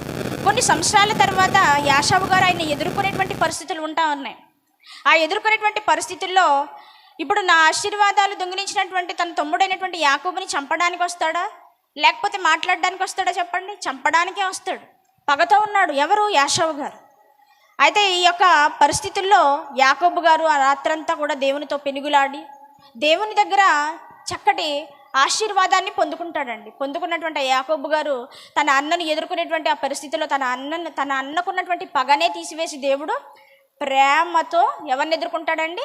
తన తమ్ముడిని ఎదుర్కొంటాడండి. ఆ మెడ మీద పడి ముద్దు పెట్టుకుని ఏడవడం, ఈ సందర్భాలన్నీ కూడా ఎంతో టెన్షన్తో కూడినవండి. తన అన్నని ఎదుర్కొంటున్నాడు. ఇప్పుడు ఆ ఎదుర్కొనేటువంటి పరిస్థితుల్లో తన అన్న తను చంపేటువంటి పరిస్థితులు. అయితే ఇలా తన అన్నతో ప్రేమను పొందుకొని ఆ షెకెము అనేటువంటి ఊరికి వచ్చి ఆ ప్రాంతంలో గుడారం వేసుకుని బ్రతుకుతూ ఉన్నారంటండి. ఆ బ్రతుకుతున్నటువంటి క్రమంలో ఆ కొత్త ఊరిలో అక్కడ ఉన్నటువంటి పరిస్థితుల్లో లేయా ఆ ఊరిని చూడడానికి వెళ్ళిందంటండి. ఆ చూడడానికి వెళ్ళినటువంటి ఆ సందర్భంలో ఆ షెకెము అనేటువంటి ఊరిలో ఆ దేశపు నేలిన హివ్యుడైన హామోరు కుమారుడు షెకెము ఎవరిని చూస్తాడండి? దేనాని చూస్తాడు. అంటే నీ యొక్క బాధ్యతను మర్చిపోయి నువ్వు ఆ కొత్త ఊరిలో నువ్వు ఏమాత్రము కూడా భయపడకోకుండా ఆ ఊరిలో ఉన్నటువంటి పరిస్థితులను చూడడానికి వెళ్ళినటువంటి ఆ దేన యొక్క పరిస్థితి ఏమైపోయింది అంటే మరుగున పడిపోయిందండి. తన జీవితం గురించి ఈరోజు మనం చెప్పుకోవడానికి ఏమైనా గొప్పగా ఉందా అంటే గొప్పగా లేదు. ఈరోజు యవనస్తుల పరిస్థితి కూడా ఎలా ఉంది అని అంటే ఒక దేనాలాగా వాళ్ళ యొక్క బ్రతుకులను ఏం చేసుకుంటున్నారు చెప్పండి, చాలా చిన్నగా చేసేసుకుంటున్నారండి. ఏ బాధ్యత కూడా లేకుండా తన యొక్క స్థితి ఏంటో మర్చిపోయి అటు కుటుంబ గౌరవాన్ని కూడా ఈరోజు ఏం చేస్తున్నారు చెప్పండి, తీసేస్తున్నారు. అటు కుటుంబంలో ఉన్నటువంటి తల్లిదండ్రులను మర్చిపోతూ ఉన్నారు, ఆ తల్లిదండ్రులకు ఉన్నటువంటి ఆ ప్రేమను మర్చిపోతూ ఉన్నారు. లోక ప్రేమలను వెతుక్కుంటూ వెళ్ళి వాళ్ళ యొక్క పవిత్రతను కోల్పోతూ ఉన్నారు, పరిశుద్ధతను కోల్పోతూ ఉన్నారండి. అయితే ఈ దేనాన్ని ఎవరు చూసారంట? ఈమెమో లోకాన్ని చూడడానికి వెళ్ళిందంట. ఆ లోకంలో ఉన్నటువంటి ఆ షేకేమో ఎవరిని చూశాడంట అండి? దేనాన్ని చూశాడంటండి. దేనాన్ని చూసిన తర్వాత పరిస్థితులు ఏమయ్యో మీ అందరికీ కూడా తెలుసు. ఆమె యొక్క శరీరం అనేది అపవిత్రం చేయబడింది. అపవిత్రం చేయబడినటువంటి ఈమెను చూసి అన్నలు ఊరుకుంటారా చెప్పండి? తన అన్నలు ఎంతో రగిలిపోయారండి. ఎంతో బాధ ఉంటుందండి. తన యొక్క చెల్లి యొక్క జీవితం నాశనం అయిపోతూ ఉంటే అన్నలుగా, కుటుంబ సభ్యులుగా వాళ్ళ యొక్క పరిస్థితి ఏంటో ఒకసారి ఆలోచించండి. ఈరోజు యవనస్తులు ఆలోచిస్తున్నారండి ఒక కుటుంబం గురించి. యవన కాలంలో మనకు వచ్చేటువంటి కోరికలను తీర్చుకోవడానికే పరుగులు పెడుతున్నాం తప్ప, ఈ లోకం వైపు చూస్తున్నాం తప్ప అసలు ఆ కుటుంబంలో ఉన్నటువంటి పరిస్థితులు, నా తల్లిదండ్రులు నా కొరకు ఎంత కష్టపడుతున్నారు. యాకోబు గారికి ఉన్నటువంటి గౌరవం ఏంటి చెప్పండి దేవుని దగ్గర? ఈరోజు పేరెంట్స్ కష్టపడడానికి, పిల్లల్ని పోషించడానికి, వాళ్ళకున్న ప్రతి అవసరతను తీర్చడానికి గల్ఫ్ కంట్రీలు వెళ్ళిపోతూ ఉన్నారు కదండి. ఆ పిల్లల్ని ఎత్తుకుని అల్లారు ముద్దాడాల్సింది పోయి వాళ్ళు కష్టపడడానికి, వాళ్ళ యొక్క అవసరతను తీర్చడానికి ఆ ప్రేమను కాదనుకొని, ఆ ప్రేమను దూరం చేసుకుని ఈరోజు దూర ప్రాంతాలు వెళ్ళి కష్టపడతా ఉంటే వాళ్ళ యొక్క గౌరవాన్ని ఏం చేస్తున్నారు చెప్పండి, కలిపేస్తున్నారండి. ఎందుకు? వాళ్ళ యొక్క జీవితాలను మేము ఇంత కష్టపడుతున్నామే అని ఆ కష్టానికి తగినటువంటి ప్రతిఫలాన్ని ఈరోజు పిల్లలు చూపించలేకపోతా ఉన్నారండి. వాళ్ళ సొంత నిర్ణయాలు తీసుకుంటా ఉన్నారు. ఏమంటే దేనా చేసినటువంటి మొట్టమొదటి తప్పేంటో తెలుసండి? సొంత నిర్ణయాలు తీసుకుందండి. సొంత నిర్ణయాలు తీసుకొని ఆ దేశపు కుమార్తెలను చూడడానికి వెళ్ళిందంట. ఏం చూడడానికి వెళ్ళింది? ఏముంది లోకంలో? ఏముంటుంది చెప్పండి? వాళ్ళ యొక్క పర్మిషన్ కూడా తీసుకోకుండా వెళ్ళుంటుంది. యాకోబు గారు చాలాసార్లు ఏం చేసి ఉంటారు చెప్పండి, హెచ్చరించుంటారు, అమ్మ ఇది నీకు తగినది కాదు, కాబట్టి నువ్వు ఏం చేయాలి, నువ్వు ఇక్కడ ఉన్నటువంటి పరిస్థితులను బట్టి నువ్వు మాతోటే ఉండాలి, ఒంటరిగా ఎక్కడికి వెళ్ళకూడదని ఒక తండ్రి చెప్పిన తండ్రి మాటను పెడచెవిన పెట్టి ఏం చేసిందండి, లోకంలోనికి వెళ్ళిందండి. వెళ్ళినటువంటి ఆ కుమార్తె యవనస్తురాలు తన జీవితాన్ని సరిగ్గా ఉంచుకోకపోతే వచ్చేటువంటి నష్టాలు ఏంటొచ్చండి? ఫస్ట్ ఆఫ్ ఆల్ తన జీవితాన్ని నాశనం చేసుకుంది, తన శరీరాన్ని ఏం చేసుకుంది చెప్పండి, పనులు చేసి తన యొక్క శరీరాన్ని మలినం చేసుకుంది. ఈరోజు ఎంతమంది లేరు చెప్పండి? ఎంతమంది తల్లిదండ్రులు కళ్ళను కప్పి, లేకపోతే అటు కుటుంబంలో ఉన్నటువంటి వారు ఒక గైడ్గా ఉన్నటువంటి వాళ్ళని ఎదిరించి లోకంలోకి వెళ్ళి చేస్తున్నటువంటి పనులు ఎంత దారుణంగా ఉంటున్నాయి చెప్పండి. ఎవరిని ఆ పరిస్థితుల్ని నాశనం చేసేది? తన యొక్క జీవితమే నాశనం చేసుకుంది ఫస్ట్. ఆ తర్వాత తన అన్నదమ్ములతో కలిసి దేవుని పరిచర్యలో కొనసాగుతూ దేవుని మహింపరచాల్సింది పోయి ఏం చేసిందో తెలుసా అండి? తన అన్నదమ్ములను నరహంతకులను చేసిందండి. వివాహం చేసుకుంటానన్నాడు. ఎవరు? షేకెము. ఆ కుటుంబ సభ్యులందరూ కూడా మీరు సున్నతి పొందితేనే కానీ, మా ఇశ్రాయేలులో ఉన్నటువంటి ఆచారం ఏదైతే ఉందో ఆ సున్నతి పొందితేనే కానీ మేము వివాహం చేసుకోము, మేము వియ్యం అందుకోము అని చెప్తే వాళ్ళందరూ కూడా సున్నతి పొంది ఉన్నారంటండి. ఆ క్రమంలో వెళ్ళి వాళ్ళ బలహీన పరిస్థితుల్లో ఉన్నప్పుడు ఆ పురుషులందరినీ కూడా ఏం చేశారంటండి, సిమియోను, లేవి వాళ్ళ వాళ్ళిద్దరూ వెళ్ళి మొత్తం అందరినీ కూడా ఏం చేశారంట, చంపేశారంట. వాళ్ళ అన్నలు నరహంతులు అవ్వడానికి గల కారణం ఎవరు చెప్పండి? దేనా కాదంటారా చెప్పండి? మనం చేసేది చిన్న తప్పే. ఆ చిన్న తప్పును సరిదిద్దకండి తల్లిదండ్రులారా. ఆమె చేసినటువంటి చిన్న తప్పు అయినా కూడా ఏం చేయాలి చెప్పండి? కూర్చోబెట్టి మాట్లాడాలి. వాళ్ళు మన నుంచి చిన్నగా ఉన్నప్పుడు మన దగ్గర ఉంటారు, పెద్ద అయిన తర్వాత మన నుంచి వాళ్ళు దూరంగా వెళ్ళి ఈ లోక ప్రపంచాలను చూసి, ఈ లోకాశాలను చూసి మన ప్రేమను మర్చిపోయేటువంటి రోజులు ఈ రోజులు లోకం అంతా ఆకర్షిస్తూ ఉంది. అలా దేనా చేసినటువంటి పొరపాటు వల్ల ఆ ఇశ్రాయేలీల్లోనే అవమానకరమైనటువంటి కార్యానికి దారి తీసిందండి ఆమె చేసినటువంటి పని. ఇశ్రాయేలీలో ఎప్పుడు కూడా అలాంటి కార్యం జరగలేదు. కానీ దేనా వల్ల ఆ ఇశ్రాయేలీలకే పెద్ద ముప్పు తెచ్చిపెట్టిందండి. ఇంకా ఏం చేసిందో తెలుసండి? ఆ ఊరు ప్రజలందరూ పురుషుల్ని ఏం చేసింది చెప్పండి? హతులైపోవడానికి గల కారణం ఎవరు చెప్పండి? దేనా చేసినటువంటి పొరపాటు. ఇంకా ఆ ఊరు పురుషులందరూ చనిపోతే ఆ ఊరు స్త్రీలందరూ ఏమైపోయారు చెప్పండి? బెదవరాండ్రు అయిపోయారండి. వాళ్ళు ఉసురు పోసుకోదంటారా చెప్పండి? వాళ్ళు పెట్టేటువంటి శాపాలన్నీ కూడా ఎవరి మీదకి వస్తాయి చెప్పండి? ఆ కుమార్తె మీదకే వస్తాయి. తల్లిదండ్రులు కోరుకునేది ఇదా చెప్పండి? ఒక్కగానొక్క కుమార్తె కుటుంబంలో ఎంతో సంతోషాన్ని ఇవ్వాలి, ఆనందాన్ని ఇవ్వాలి. ఆనందాన్ని ఇవ్వలేదు కదా, సంతోషాన్ని ఇవ్వలేదు కదా. కుటుంబానికి ఏం తీసుకొచ్చిందండి? అవమానకరమైనటువంటి పనులను చేసి కుటుంబాన్ని ఇంకా దిగజార్చేసి, ఇంకా తన వల్ల జరిగేటువంటి నష్టాలు ఎన్నో ఉన్నాయండి. నువ్వు యవ్వన కాలంలో చేసేటువంటి పొరపాట్ల వల్ల. ఒక స్త్రీగా నీ బాధ్యత, ఒక ఆడపిల్లగా నీ బాధ్యతను నువ్వు మర్చిపోతే కుటుంబంలో ఎన్నో పరిమాణాలు, అటు సమాజంలో మొత్తం అంతటినీ కదిపేసిందండి. ఇశ్రాయేలు సమాజాన్ని మొత్తం అంతటినీ కుదిపేసింది దేనా యొక్క జీవిత చరిత్ర. ఆమె చేసినటువంటి పొరపాటు సొంత నిర్ణయాలు తీసుకోవడం.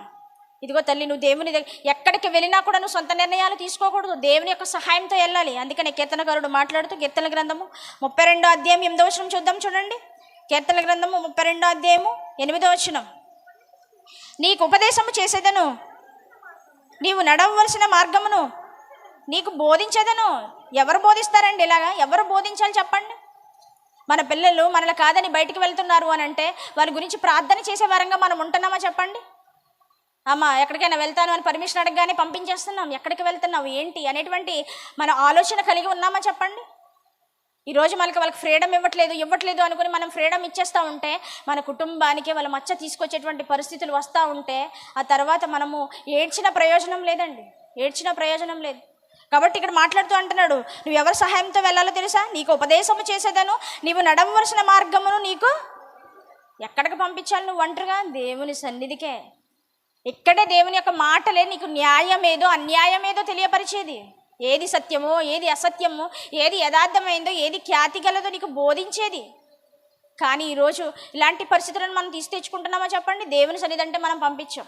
కానీ ఏ పెళ్ళన్నా, ఏ ఫంక్షన్ అన్నా, ఎక్కడికి వెళ్ళాలన్నా, ఏ షికారికి వెళ్ళాలన్నా మనం పంపించండి, కాదని అనట్లేదు. కానీ ఎవరి సహాయంతో పంపించాలంట? దేవుని సహాయంతో. బయటికి వెళ్తున్నారు, సరే ప్రార్థన చేసుకుని వెళ్తున్నావా తల్లి అని ఎప్పుడైనా మనం అడిగామా చెప్పండి? అడిగామండి? కొన్ని వాళ్ళు బయటికి వెళ్ళారు, వాళ్ళు బయటికి వెళ్ళిన తర్వాత తండ్రి ఇదిగో నా బిడ్డలు బయటికి వెళ్ళారు, వాళ్ళు ఎటువంటి పరిస్థితుల్లో నీ లోకం వైపు చూడకూడదు తండ్రి, నీ యందు భయభక్తులు కలిగిన బిడ్డలు ఎక్కడికి వెళ్ళినా కూడా వాళ్ళు నీ కొరకు బ్రతకాలి తండ్రి అని మనం ప్రార్థన చేసే వారంగా ఉన్నామా చెప్పండి? ఏమంటే బైబిల్లో ఉన్నటువంటి భక్తులు, మోషే గారు, నిర్గమకాండంలో ఉన్నటువంటి ఆ మోషే గారు, ఆ ఇశ్రాయేలు నడిపిస్తున్నటువంటి ఆ నాయకత్వ పనిలో ఉన్నటువంటి నాయకుడే దేవుని సహాయంతో ముందుకు వెళ్ళాడండి. ఇక కొత్త నిబంధనలో ఉన్నటువంటి భక్తులందరూ కూడా ఎక్స్పర్ట్స్. గాడ్ హెల్ప్ మీ, దేవుడా నాకు హెల్ప్ చేయి, ఇదిగో నేను చేసేటువంటి పనిలో నాకు తోడుగా ఉండాలని ఎంతో ఎక్స్పర్ట్గా ఉన్నటువంటి భక్తి పరులే ప్రార్థన చేసుకుని దేవుని యొక్క పనిలో ముందుకు వెళ్తూ ఉంటే ఈరోజు మనం చేసేటువంటి ఏ పనికి కూడా దేవుడు అవసరత మనకు లేదండి. మన పిల్లలే కదా వెళ్తున్నారు కదా, తగ్గిపోతారు అని చెప్పేసి మనం ఏం చేస్తూ ఉన్నామంటే వాళ్ళకి పూర్తిగానే ఫ్రీడమ్ ఇచ్చేస్తూ ఉన్నామండి. దేవుని సహాయం లేకుండా, దేవుని సహాయం లేకపోతే వాళ్ళు దేవునిలో పెరుగుతారా అంటే పెరగరండి. ఆమె చేసినటువంటి రెండో తప్పు ఏంటో తెలుసా అండి? ఆ చూపు ఏదైతే ఉందో అనేకమైనటువంటి తానేమో షెకేములో ఉండి ఆమెను చూశాడు. ఇదిగో మన పిల్లలు అందంగా ఉండాలని మనం కోరుకుంటూ ఉంటామండి కదండి. తల్లులు ఉన్నారు, మీరు అందరూ కూడా మీ అందాన్నంతా దారబోసి ఎవరికన్నారు? పిల్లలకన్నారు. వాళ్ళకి అనడమే కాకుండా మళ్ళీ ఇంకా అందాలు మెరుగులు దిద్దాలని మనం కోరుకుంటూ ఉంటాం కదండి. చాలా చక్కగా అందంగా రెడీ చేస్తామండి ఈ లోకానికి చూపించాలని. అమ్మ కాకి పిల్ల కాకి ముద్దే, ఎలా ఉన్నా మీకు నచ్చుతారు. సమాజం కోసం మీ పిల్లలకు ఉన్నటువంటి అందాన్ని ఎందుకు చెరుపుతున్నారు ఈరోజు? ఆ అందాన్ని, ఆ శాతాన్ని చూసి దాన్ని చెరిపేయాలని చూస్తాడు, దాన్ని అపవిత్రం చేయాలని చూస్తాడు. ఈరోజు చూపులు బాలేదండి. దావీదు గారు ఎంతో భక్తిపరుడండి, ఆయన చూపు ఎక్కడ మిస్ అయిపోయింది చెప్పండి? బెత్షెబా గారి దగ్గర మిస్ అయిపోయింది. ఆ చూపున బెత్షెబాని చూశాడు. తను చేసినటువంటి పొరపాటు తన జీవితంలో అది ఒక్కటే ఆయనకి ఎంత బాధను తీసుకొచ్చింది చెప్పండి. తన కళ్ళు తన మోసం చేసాయి. సంసోను గారు బైబిల్లో మనకు కనిపిస్తూ ఉన్నారు, ఎంతో బలవంతుడు, బాహుబలి, ఎంతో బలవంతుడైనటువంటి సంసోను గారు ఆ యొక్క ఫిలిష్తీయుల కళ్ళు పీకేయడానికి గల కారణం ఏంటి చెప్పండి? ఆయన కళ్ళు సరిగ్గా లేవండి, కళ్ళు సరిగ్గా ఉండవు. ఎవరిని చూశాడంటే అన్య స్త్రీలను చూశాడు, ఇంకా వ్యభిచారపు స్త్రీలను చూశాడంట. ఆ కళ్ళు ఆయన ఏం చేసాయి చెప్పండి? మోసం చేసాయి. అందుకని ఆ కళ్ళు లేకుండా దేవుడు చేసేసాడు, జాగ్రత్త. అందుకనే మన చూపు సరిగ్గా ఉండాలి. ఈ లోకంలో ఉన్న రంగులు చూడడానికి వెళ్తున్నావా? ఆర్భాటాలు చూడడానికి వెళ్తా ఉన్నావా? ఈ లోకం అంతా కూడా చూపించేది అదేనండి. మన పిల్లలకి ఈ లోకం అంతా చూపించేది అదే. కానీ దేవుని యొక్క వాక్యం ఏం చూపిస్తుందో తెలుసా? నిన్ను వెలుగు మార్గంలో నడిపించడానికి సత్యమైనటువంటి మాటలను చూపిస్తుంది, బోధిస్తుంది. ఇక్కడికి మనం పంపించాం. ఇక్కడికి మనం పంపించాం, దేవుని యొక్క మాటలే దూరంగా ఉంచుతాము, ఈ లోకాన్ని మనము ఏం చేస్తూ ఉంటాం, దగ్గరగా ఉంచుతాం. అందుకనే దేనా జీవితం ఏమైపోయింది చెప్పండి. ఎంతో భక్తిపరుడైనటువంటి యాకోబు గారి కుటుంబంలోనే ఇంత దీనమైన పరిస్థితులు జరిగితే నీ కుటుంబంలో, నా కుటుంబంలో జరగడానికి ఎంతో పరిస్థితులు చాలా దగ్గరగా ఉంటాయండి. సాతానికి మనం చాలా దగ్గరగా ఉంటాం. యాకోబు గారు నిరంతరము కూడా ఎవరితో బంధాన్ని కలిగి ఉన్నారు? లోతు భార్య. తన యొక్క చూపులు సరిగ్గా ఉన్నాయా చెప్పండి? లేవండి. ఈ లోకం వైపు చూసిందండి. ఈ లోకం వైపు చూసింది కాబట్టి ఈరోజు హేతువాదులు బైబిల్ పైన వేస్తున్నటువంటి ప్రశ్నలు ఏ విధంగా ఉన్నాయి చెప్పండి. లోతు కుమార్తెలు తన తండ్రితో ఏం చేశారంట? తప్పు చేశారంట. బైబిల్ తప్పు అంటున్నారు. ఆ మాటని తీసుకుని బైబిల్ తప్పు అంటున్నారంటే అక్కడ కారణం ఎవరు చెప్పండి? లోతు భార్య కాదా అంటారు చెప్పండి? తన పిల్లల్ని బాధ్యతగా బయటికి, ఇదిగో దేవుడు ఆ సొదొమ గొమొర్రా ప్రాంతం నుంచి మీరు బయటికి వెళ్ళండి అని చెప్పేసి బయటికి తీసుకొచ్చి వదిలితే మళ్ళీ అదే పాపం వైపు చూసిందండి. చూసింది కాబట్టనే తన జీవితం నాశనం అయిపోయింది. తన జీవితం నాశనం అవ్వడమే కాదు, తన కుమార్తెల జీవితాన్ని కూడా ఏం చేసింది చెప్పండి? నాశనం అయిపోయింది. ఈరోజు నీ చూపులు నా చూపులు సరిగ్గా లేకపోతే మన బిడ్డల జీవితాలు కూడా అదే విధంగా నాశనం అయిపోతాయండి. కాబట్టి దైవికంగా పెంచేటువంటి విషయంలో మన యొక్క విలువలను మనం మర్చిపోకూడదండి. మన బాధ్యతను మనం మర్చిపోకూడదు. ఏమంటే తన యొక్క బాధ్యతను మర్చిపోయింది, తన యొక్క జీవితాన్నే నాశనం చేసుకుంది. ఎవరు? దేనా. కానీ బైబిల్లో ఒక కుమార్తెలు ఉన్నారండి. చూద్దాం చూడండి. సంఖ్యాకాండము 27వ అధ్యాయము 1వ వచనం. సెలోపెహాదు కుమార్తెలు. చూద్దాం చూడండి. సంఖ్యాకాండము 27వ అధ్యాయము 1వ వచనం. అప్పుడు యోసేపు కుమారుడైన చదువున్నాం. సెలోపేదు కుమార్తెలు వచ్చి, సెలోపేదు హేపెరు కుమారుడును గిలాదు మనవుడును మాకీరు మనుమనవుడైన ఉండెను. అతని కుమార్తెల పేర్లు మహాల, నోయా, హోగ్లా, మిల్కా, తీర్షా అన్నవి. ఎంతమంది కుమార్తెలండి? 5 కుమార్తెలండి. యాకోబు గారికి ఎంత? అయితే ఈ కుమార్తెలకు వంశం ఏంటి అని అంటే, యాకోబు కుమారుడైనటువంటి యోసేపు గారు ఉన్న వంశము అంటే సెలోపహేదు కుమార్తెలు. అయితే ఈ సెలోపహేదుకి 5 కుమార్తెలు ఉన్నారు, కానీ కుమారులు ఎవరూ లేరంటండి. 5 కుమార్తెలు ఉన్నారు.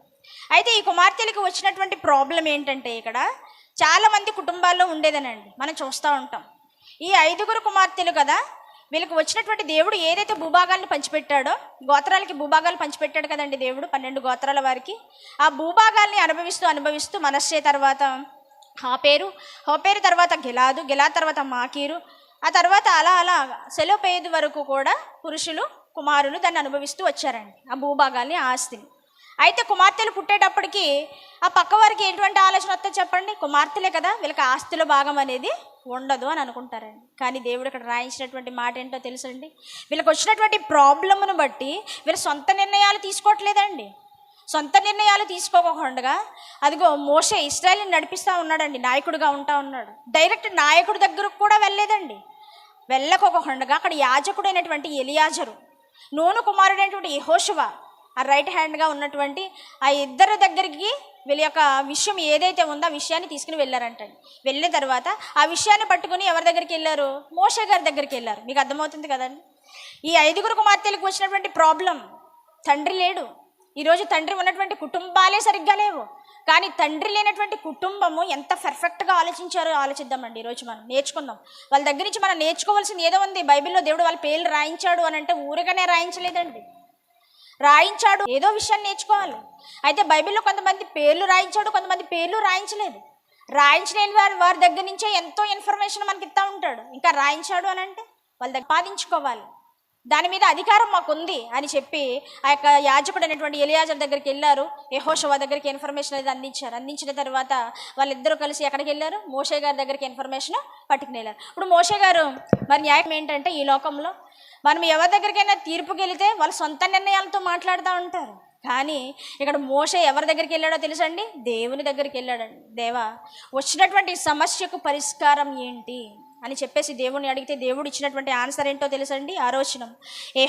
యెహోవా మోషేకు ఇలాగూ సెలవిచ్చెను, సెలోపెహాదు కుమార్తెలు చెప్పినది యుక్తము, నిశ్చయముగా వారి తండ్రి సహోదరులతో పాటు భూస్వాస్యమును వారి ఆధీనము చేసి వారి తండ్రి స్వాస్యమును వారికి అంతేనండి, చంద చేయవలను. అంటే ఇప్పుడు కుమారులు లేకపోయినా ఆ ఆస్తి ఎవరికి చెందుతుందో తెలుసా? కుమార్తెలుగా ఉన్నటువంటి వారికి 5గురికి కూడా ఆస్తి అనేది, స్వాస్థ్యం అనేది చెందుతుంది. ఒకవేళ కుమార్తెలు కూడా పుట్టకపోతే ఆమె యొక్క సహోదరులలో కుమార్తెలు ఉంటే వారికి అది చెందుతుంది అని చెప్పేసి దేవుడు చక్కటి వాదార్పును, చక్కటి ధైర్యాన్ని వాళ్ళకి ఇచ్చాడండి. ఎంత జ్ఞానము కలిగి నడుచుకుంటున్నారో చూడండి. అక్కడ దేన తనకున్నటువంటి ఆ భక్తిహీనతతో తన అన్నలని ఏం చేసిందండి? నరహంతకుల్ని చేస్తే ఈ సెల్హోబాది కుమార్తెలు వాళ్ళ కుటుంబంలో కుమారులు లేకపోయినా ఆ కుమారులకి రావాల్సినటువంటి హక్కు ఏదైతే ఉందో బాధ్యత కలిగి వాళ్ళు దానిని స్వాధీనపరుచుకున్నారండి. ఇట్టి జ్ఞానం కలిగి నడుచుకోవాలండి. ఈరోజు తండ్రి ఎక్కడో సంపాదించడానికి దూర ప్రాంతాలు వెళితే ఈరోజు మనం తీసుకునేటువంటి నిర్ణయాలు ఎలా ఉంటున్నాయి చెప్పండి? వాళ్ళు లేరు కదా అని చెప్పేసి మన ఇష్టానుసారంగా ఉండడానికి కాదండి. ఒక ఎస్తేరు జీవితాన్ని మనం ఆలోచిద్దామండి. ఏమంటే తల్లిదండ్రులు లేరు, తన పెదతండ్రి అయినటువంటి ఎవరు? మొర్దెకై. ఆ మొర్దెకై దగ్గర ఉన్నటువంటి ఆ కుమార్తె ఎంత చక్కగా పెరిగిందండి. బైబిల్లో ఉన్నటువంటి ప్రతి స్త్రీ మనకు ఒక గుణపాఠాన్ని నేర్పుతుందండి. ఎంత చక్కగా బ్రతికింది అని అంటే తన పెనతండ్రి చెప్పినటువంటి మాట ఏది కూడా మేము మేరలేదంటండి. ఈరోజు తాతయ్య దగ్గర నాన్నమ్మ దగ్గర వదిలి వెళ్తే వీళ్ళు చేసేటువంటి పనులు ఎలా ఉంటాయి చెప్పండి? నువ్వు మా డాడీవా, నువ్వు మా అమ్మవా, నువ్వు చెప్తే నేను వినేదేంటి అనేటువంటి పరిస్థితుల్లోనికి వెళ్ళిపోతా ఉన్నారు ఈరోజు. కానీ అక్కడ ఎస్తేర్ని చూసి మనం నేర్చుకోవాల్సింది ఏంటో తెలుసా అండి? తన యొక్క బాధ్యతను మర్చిపోయినా పెనతండ్రి గుర్తు చేశాడు. ఇదిగో నువ్వు యూదులను రక్షించడానికి మాత్రమే నువ్వు అహష్వేరోషుకి నువ్వు భార్యవయ్యావు. ఇదిగో నువ్వు భార్యగా నీ యొక్క బాధ్యతల్లో పడిపోయి, గృహ పరిపాలనలో పడిపోయి దేవుని యొక్క పనిని మర్చిపోతే దేవుడు ఊరుకుంటాడా చెప్పండి? శ్రీలంగా ఈరోజు మనం చేసేది అదేనండి.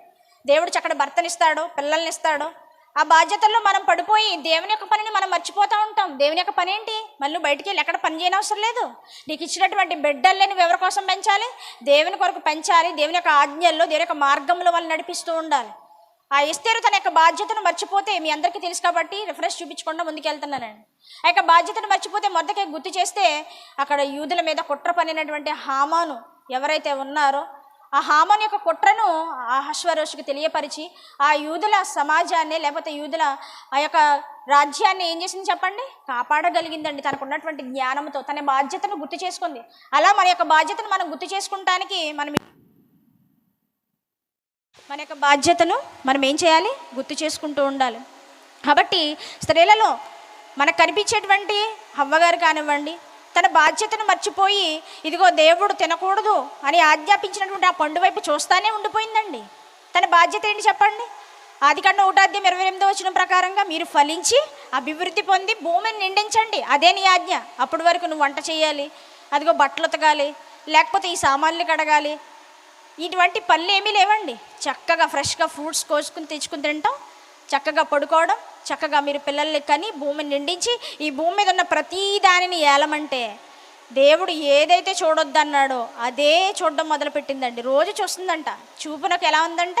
అందంగా ఉందంట, రమ్యంగా ఉందంట. దానివైపే తన కాన్సన్ట్రేషన్ ఇచ్చింది తప్ప ఇదిగో దేవుడు ఈ భూమిని నిండించమన్నాడు కదా, ఏం చేయాలి దేవుడు అని యొక్క సహాయం మాకు కావాలి అని అడగలేదండి. ఆ పండు వంక చూస్తూ ఉంది కాబట్టి సాతాను వచ్చాడండి. అర్థమైందండి?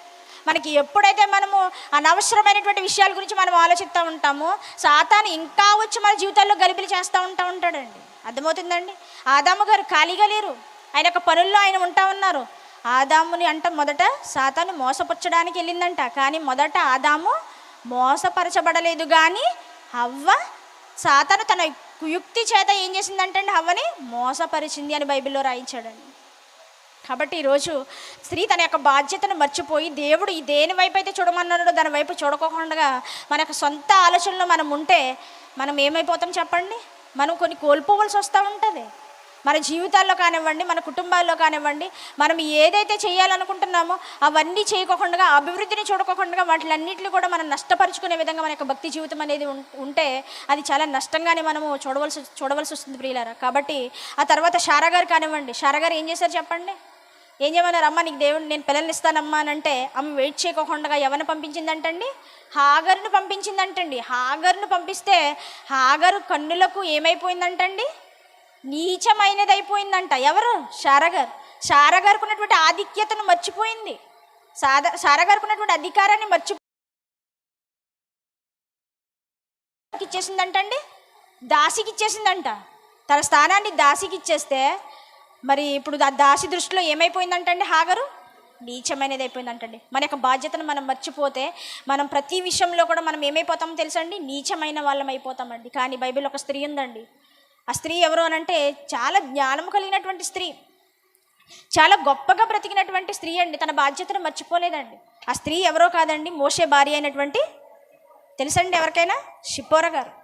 ఈమె యొక్క జీవిత చరిత్రను మనం ఆలోచిస్తే ఈమెలో మనకు కనిపించేటువంటి లక్షణం ఏదైతే ఉందో ఆ లక్షణాన్ని ఈరోజు మనం కలిగి ఉండాలండి. ఆమె ఎటువంటి లక్షణాన్ని కలిగి ఉన్నది అని అంటే చక్కటి వివేకాన్ని కలిగి ఉందండి, సహనాన్ని కలిగి ఉంది, సమయస్ఫూర్తి జ్ఞానాన్ని కలిగి ఉంది.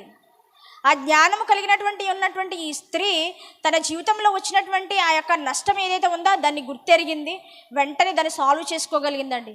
ఈరోజు మనం అలా ఉండగలుగుతున్నామా ప్రియులారా? చెప్పండి ఒకసారి. ఆ సిప్పోరా తన జీవితంలో, తన భర్త జీవితంలో వస్తున్నటువంటి ఆ నష్టాన్ని ఏంటో గుర్తించిందండి. ఆ సిప్పోరా అనేటువంటి పేరుకు అర్థం ఏంటంటే లిటిల్ బర్డ్, చిన్న పక్షి. ఆకాశంలో ఎగుతున్నటువంటి చిన్న పక్షి కానివ్వండి, పెద్ద పక్షిని కానివ్వండి, మీరు చూడండి, ఆ పక్షులు ఎగురుతూ ఉన్నప్పుడు ఆ యొక్క దూరాన్ని తగ్గిస్తున్నట్టుగా మనకు కనిపిస్తూ ఉంటుందండి. అవి ఎగురుతూ ఉంటే ఆకాశంలో ఎంత దూరం కనబడుతుందండి, ఆ దూరాన్ని తగ్గిస్తుందేమో ఆకాశాన్ని చూడడానికి అన్నట్టుగా ఉంటుందండి. తన యొక్క జీవితం కూడా, తన భర్త జీవితంలో వచ్చినటువంటి ఆ యొక్క ప్రమాదం ఏదైతే ఉందో ఆ ప్రమాదాన్ని తప్పించేటువంటి స్త్రీగా మనకు కనిపిస్తూ ఉందండి. ఈ సిప్పోరా యొక్క జీవిత చరిత్రను మనం ఎక్కడ చూడగలుగుతామంటే నిర్గమకాండము 2వ అధ్యాయంలో 16వ వచనంలో మనం చూస్తామండి. మోషే గారు తన యొక్క జీవితాన్ని, తన యొక్క జీవిత ఆయుష్కాలం ఎంతండి మోషే గారిది? 120 సంవత్సరాలండి. 40 సంవత్సరాలు ఆయన ఎక్కడ ఉండిపోయారు? ఐగుప్తులో ఉండిపోయారు. అయితే ఐగుప్తులో ఆయన యొక్క కోపము ద్వారా ఆయన ఒక వ్యక్తిని చంపి నరహంతకుడైపోతాడండి. నరహంతకుడై పరిగెట్టుకుని తను చేసినటువంటి తప్పుకు ఎక్కడికి వచ్చేస్తాడు? మిద్యాను దేశంలోకి వచ్చేస్తాడు. వచ్చిన తర్వాత అక్కడికి ఆయన ఎవరు కనిపిస్తారంటే సిప్పోరా కనిపిస్తుందండి. ఆ సిప్పోరా ఎవరంటే యాజకుడైనటువంటి ఇత్రో కుమార్తె. అయితే ఈ యాజకుడైనటువంటి ఇత్రో గారు కూడా ఆయనకున్నటువంటి లక్షణాలు ఏంటో తెలుసండి? గొప్ప నాయకుడు అండి, సంరక్షకుడు అండి, సహనము కలిగినటువంటి వ్యక్తి అండి, ముందు చూపు కలిగినటువంటి వ్యక్తి, తన కుమార్తెని పెంచుకునేటువంటి విషయంలో చాలా జాగ్రత్త వహించినటువంటి వ్యక్తి. అయితే ఈయనకు కుమార్తెగా ఉన్నటువంటి ఈమె ఎటువంటి లక్షణాన్ని కలిగి ఉందో తెలుసండి? చాలా మంచి లక్షణం కలిగి ఉందండి, అనుకువ. ఒక గొప్ప నాయకుడికి కుమార్తెగా ఉన్నటువంటి సిప్పోరా ఎప్పుడైనా సరే మన యొక్క తల్లిదండ్రులకు సంపాదిస్తున్నారనుకోండి, మనం ఎలా ఉంటాం చెప్పండి? చాలా గర్వంగా ఉంటారండి మన పిల్లలు కదండి. నా తల్లిదండ్రులు నాకు ఏది కూడా తక్కువ చేయట్లేదు, నాకు ఏది కావాలంటే అది కొనిస్తున్నారు, నాకు ఏది కావాలంటే అది ఇస్తున్నారు కాబట్టి వాళ్ళు ఎలా ఉంటారంటే గర్వంగా ఉంటారండి. కానీ ఇక్కడ సిప్పోరా ఒక గొప్ప నాయకుడికి కుమార్తె అయ్యుండి కూడా అనుకువ అనేటువంటి లక్షణాన్ని కలిగి తన తండ్రి యొక్క పనిలో ఆమె సహకారిగా ఉందండి. అలా ఏం చేస్తున్నారంటండి? 2వ అధ్యాయం 16వ వచనంలో ఆ గొర్రెలను మేపడానికి వెళ్ళారంటండి. ఆ మంద ఎవరిదండి? ఆ గొర్రెల మంద ఎవరిది?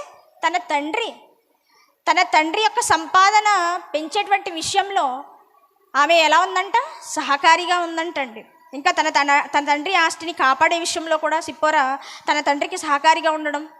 అయితే ఆ యొక్క పనిలో ఉన్నటువంటి ఆమెకు ఒక కష్టం అనేది ఎదురవుతుందండి. ఆ కష్టం ఏంటి అని అంటే ఆ యొక్క మందకు నీళ్లు పెడుతున్నటువంటి ఆ సమయంలో ఎవరు వస్తారండి అక్కడికి?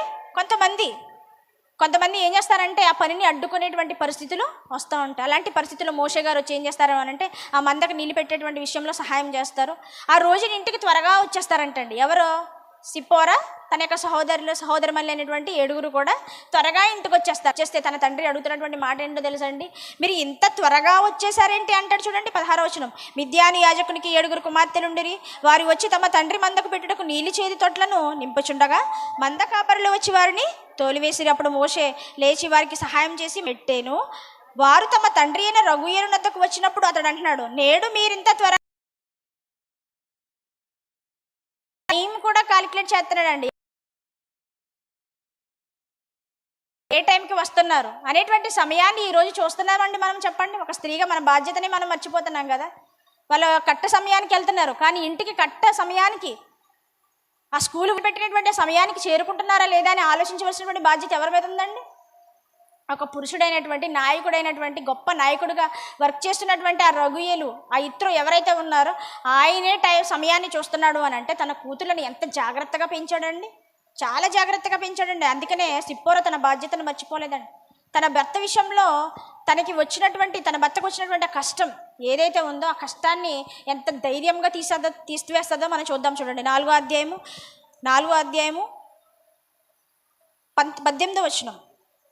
అటు తర్వాత మోషే బయలుదేరి తన మామైన ఇత్రో యొద్దకు తిరిగి, సెలవైనడనే నేను ఐగుప్తులో ఉన్న నా బంధువుల యొద్దకు మరలా పోయి వారు ఇంకా సజీవులై ఉన్నారేమో చూసేదానని అతనితో చెప్పగా. ఇప్పుడు మోషే గారు తన భార్యను సిప్పోరా నుంచి వివాహం చేశారు. వివాహం చేసిన తర్వాత పిల్లలు పుడతారు. పుట్టిన తర్వాత కొన్ని రోజులకి తన యొక్క తల్లిదండ్రులను, తన యొక్క సొంత దేశాన్ని, తన బంధువులను చూడడానికి వెళ్తానని పర్మిషన్ అడిగాడండి తన మామని. అడిగిన తర్వాత మామ పర్మిషన్ ఇచ్చారు. అలా వెళ్తున్నటువంటి క్రమంలో, కుటుంబంతో కలిసి వెళ్తున్నటువంటి క్రమంలో దేవుడు మాట్లాడుతున్నటువంటి మాట చూడండి, 24వ వచనం. అతడు పోవు మార్గమున సత్రంలో యెహోవా అతనిని ఎదుర్కొని అతనిని చంప చూడగా. ఎందుకు చంపాలనుకుంటున్నారండి మోషే గారిని? మోషేని ఇప్పుడు దేవుడు తన పని కొరకు నియమించుకున్నాడు. ఇశ్రాయేలీని ఐగుప్తు నుండి ఎక్కడికి నడిపించాలి? కానాను దేశం నడిపించాలి. ఆ కానాను దేశం నడిపించేటువంటి ఆ క్రమంలో మోషే గారిని దేవుడు ఏం చేయాలనుకుంటున్నాడంటండి? చంపాలని ఆలోచిస్తున్నాడంట. ఎందుకు చంపాలని ఆలోచిస్తూ ఉన్నాడు? వాళ్ళకి ఒక ఆచారం ఉన్నదండి ఇశ్రాయేలీలో. ఏంటి ఆచారం? సున్నతి అనేటువంటి కార్యక్రమం. మోషే గారు ఆయన యొక్క పనుల్లో ఆయన చేసినటువంటి పాపము కాదు, తప్పు కాదు, కానీ పొరపాటు వల్ల ఏం మర్చిపోయాడంట? తనకు పుట్టినటువంటి ఆ బిడ్డలు ఎవరైతే ఉన్నారో వాళ్ళకి సున్నతి చేయించడం మర్చిపోయాడంటండి. ఏంటి, దేవుడు అంత కఠినమైనటువంటి శిక్షలు వేస్తాడా? పాత నిబంధనలో వేస్తాడండి. ఇప్పుడు నీకు నాకు ఆ శిక్షలు లేవు కనుకనే మనం దేవుని మందిరంలో కూర్చునేటువంటి పద్ధతినే మనం మిస్ అయిపోతూ ఉంటాం. నిజంగానే దేవుడు అమ్మ మీ ముసుగు జారిందంటే మిమ్మల్ని చంపేస్తానమ్మా అని అన్నాడు అనుకోండి, ఎవరైనా ముసుగు జారనిస్తారండి? కంపల్సరీగా అందరూ పిన్నిలు పెట్టేసుకుంటారు కదండి. పెట్టేసుకుని అసలు ముసుగు జారనివ్వం మనం. మనకు అలాంటి ఆ యొక్క కట్టడ ఉంటే, అంత కఠినమైనటువంటి ఆ తీర్పు ఉంటే కనుక మనం ఎట్టి పరిస్థితుల్లోనూ కూడా తప్పు చేయడానికి మనకు అవకాశం ఉంది. కానీ దేవుడు, మీరు సంతోషంగా ఆనందంగా దేవుని వాక్యాన్ని వినదమ్మ, మీరు ఎటువంటి పరిస్థితుల్లో ఇబ్బందులు పడకూడదు అని దేవుడు ప్రశాంతమైనటువంటి వాతావరణంలో మనల్ని కూర్చోబెట్టి దేవుని వాక్యాన్ని వినిపిస్తూ ఉన్నాడు. అందుకని దేవుని యొక్క వాక్యపు విలువ మనకు అర్థం కావట్లేదు. ఈరోజు అనేక మంది బోధకులు వచ్చారు, అనేక ప్రసంగాలు మనకు వినబడతా ఉన్నాయి. అందుకని దేవుని వాక్యం మనకేమీ కరువు కాదు. అందుకనే దేవుని వాక్యం కూడా మనకి ఏమైపోయిందంటే చాలా చులకనైపోయిందండి ఈరోజు. ఆ మాట అంటానికి చాలా బాధగా ఉంది. దేవుని వాక్యం మనల్ని వెలుగు మార్గంలో నడిపించేది, చక్కటి మార్గాన్ని బోధించేది. కానీ ఈరోజు ఆ వాక్యాన్ని మనం ఆ వాక్యం ముందు కూర్చున్నప్పుడు మనము ఆ యొక్క కట్టడలో ఆజ్ఞలు లేక ఈరోజు మనం అందరము కూడా ఏమైపోతున్నామంటే మన యొక్క విశ్వాస జీవితం అభివృద్ధిలో మనం మిస్ అయిపోతా ఉన్నామండి. అయితే సిప్పోరా తన యొక్క బాధ్యతను మర్చిపోలేదండి. తన భర్త మర్చిపోయాడు, కానీ తను చేసినటువంటి గొప్ప పని ఏంటో తెలుసండి? చదవండి కిందకి 25వ వచనం. సిప్పోరా వాడిగల రాయి తీసుకొని తన కుమారునికి సున్నతి చేసి అతని పాదముల యొద్ద అతన్ని పడవేసి, నిజముగా నీవు నాకు రక్త సంబంధమైన పెనిమిటివి అయితివా నేను, అంతటా ఆయన అతనిని విడిచెను. సిప్పోరా చేసినటువంటి పని ఏంటండి? ఇక్కడ మనం ఏం చదువుకుంటున్నామంటే వాడిగల రాయి తీసుకొని అని చదివేస్తున్నాం ఈజీగా. వాడిగల రాయి తీసుకుని ఏం చేసిందంటండి? ఏమండి, వాడిగల రాయి తీసుకుని సున్నతి చేస్తూ ఉంటే, ఆ స్కిన్ని కట్ చేస్తూ ఉంటే ఆ పిల్లలు ఊరుకుంటారా చెప్పండి? ఊరుకుంటారండి, ఏడుస్తారండి. ఏడుస్తూ ఉంటే తల్లి మనసు ఎలా ఉంటుంది చెప్పండి? తల్లి మనసు మామూలుగానే ఒక దెబ్బ ఎత్తేనే తట్టుకోలేనటువంటి పరిస్థితులు. ఊరుకుంటారా చెప్పండి? ఒక సండే స్కూల్ టీచర్ ఒక దెబ్బ వేసింది అనుకోండి, మీరు ఊరుకుంటారా? ఇంటికి వెళ్ళిపోతారు. ఎవరిని తీసుకుని? మీ కుటుంబాన్నే తీసుకుని వెళ్ళిపోతారు. మరి స్కూల్లో కొడితే? స్కూల్లో కూడా పరిస్థితులు అలానే ఉన్నాయంటండి.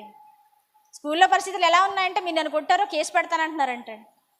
అంటే పేరెంట్స్ పెంచినటువంటి పెంపకం ఎలా ఉందో చూడండి. మన చిన్నప్పుడు మనల్ని టీచర్స్ ఎలా కొట్టేవారు చెప్పండి? భయంకరంగా కొట్టేవారు. ఇంటికి వచ్చేటప్పుడు ఇంటికాడ చెప్తే మళ్ళీ ఇంటి దగ్గర కొట్టేస్తారేమో అని ఆ విషయం ఇంటి దగ్గర కూడా మనం చెప్పేవాళ్ళం కాదు కదండి. కానీ ఈరోజు స్కూల్లో టీచర్ ఒక మాట అంటున్నాడు అని అంటే ఇంటికి వెళ్ళిపోతాం, మనం చెప్పేస్తాం. మనకేంటండి, మనకి దగ్గర ఏముంది? ధనం ఉంది, సంపాదన ఉంది, మనకి ఎటువంటి లోటు లేదు. ఇంకా మన బిడ్డలు చదువుకుంటే ఏంటి, చదువుకోకపోతే ఏంటి, వాడికి క్రమశిక్షణ ఉంటే ఏంటి, లేకపోతే ఏంటి, ఈరోజు మన దగ్గర ధనం ఉంటే సరిపోద్ది అని అనుకుంటా ఉన్నామండి. వాడు భవిష్యత్తులో మంచి స్థితికి వెళ్ళిపోతాడు. ఇంకా ధనం ఉంది కదా అని మనం అనుకుంటున్నాం, కానీ జ్ఞానం లేకపోతే ఆ ధనం కూడా మన దగ్గర నిలబడదండి. దాన్ని ఎలా ఖర్చు పెట్టాలో కూడా అర్థం కాదు. అర్థమవుతుందండి? దాన్ని ఎలా ఉపయోగించాలో కూడా అర్థం కాదు. ఒక వస్తువుని ఆ జ్ఞానం లేకపోతే దాన్ని ఎలా ఉపయోగించాలో కూడా అర్థమవుతుందో చెప్పండి? ఆ జ్ఞానాన్ని నేర్పేది ఎవరు? స్కూల్లో ఉపాధ్యాయులు. ఆ తర్వాత దైవికమైనటువంటి జ్ఞానాన్ని నేర్చుకుంటే వాడు ఇంకా ఉన్నతమైనటువంటి స్థితికి వెళ్తాడు. అటు సమాజంలో నువ్వు నేర్చుకున్నటువంటి జ్ఞానం ద్వారా ఈ సమాజం నిన్ను ఒక మనిషిగా గుర్తించవచ్చు. కానీ దైవికమైన జ్ఞానం మీ పిల్లలకు మీరు నేర్పిస్తే దేవునిలో, అటు ఆధ్యాత్మిక స్థితిలో, సమాజంలో, కుటుంబంలో ఎక్కడికి వెళ్ళినా కూడా నువ్వు ఎలా నడుచుకోగలుగుతా చెప్పండి? జ్ఞానవంతుడిగా నడుచుకుంటాం. ఈరోజు చదువుకున్న వాళ్ళకి ఏమన్నట్లేదు చెప్పండి? కామన్ సెన్స్ ఉండట్లేదు. ఎక్కడ ఏది మాట్లాడాలో తెలియట్లేదు. ఇదిగో ఏది మంచో ఏది చెడో ఎక్కడ నేర్పిస్తారు చెప్పండి? దేవుని పాదాల దగ్గరికి నీ బిడ్డల్ని పంపిస్తే దేవుడు బోధింపచేస్తాడు బోధకుల ద్వారా. కానీ ఈరోజు ఆ బోధకుల మాట వినకోకుండానే చేసేస్తున్నాడు ఎవరు? సాతాను. మీరు చెప్తే మేము వినేదేంటి అనేటువంటి పరిస్థితుల్లోకి వెళ్ళిపోయిందండి. ఒక బోధకుడు కానివ్వండి, ఒక సువార్థికురాలు కానివ్వండి, బోధిస్తున్నారు అని అంటే వాళ్ళ సొంత మాటలు బోధించరండి, దేవుని యొక్క మాటల్ని బోధిస్తూ ఉంటారు. ఇప్పుడు బోధించమనేటువంటి దేవుడితో వచ్చినటువంటి తంటేంటో తెలుసండి? బోధించకపోతే ఆయనతో బాధ, బోధిస్తే మీతో బాధ.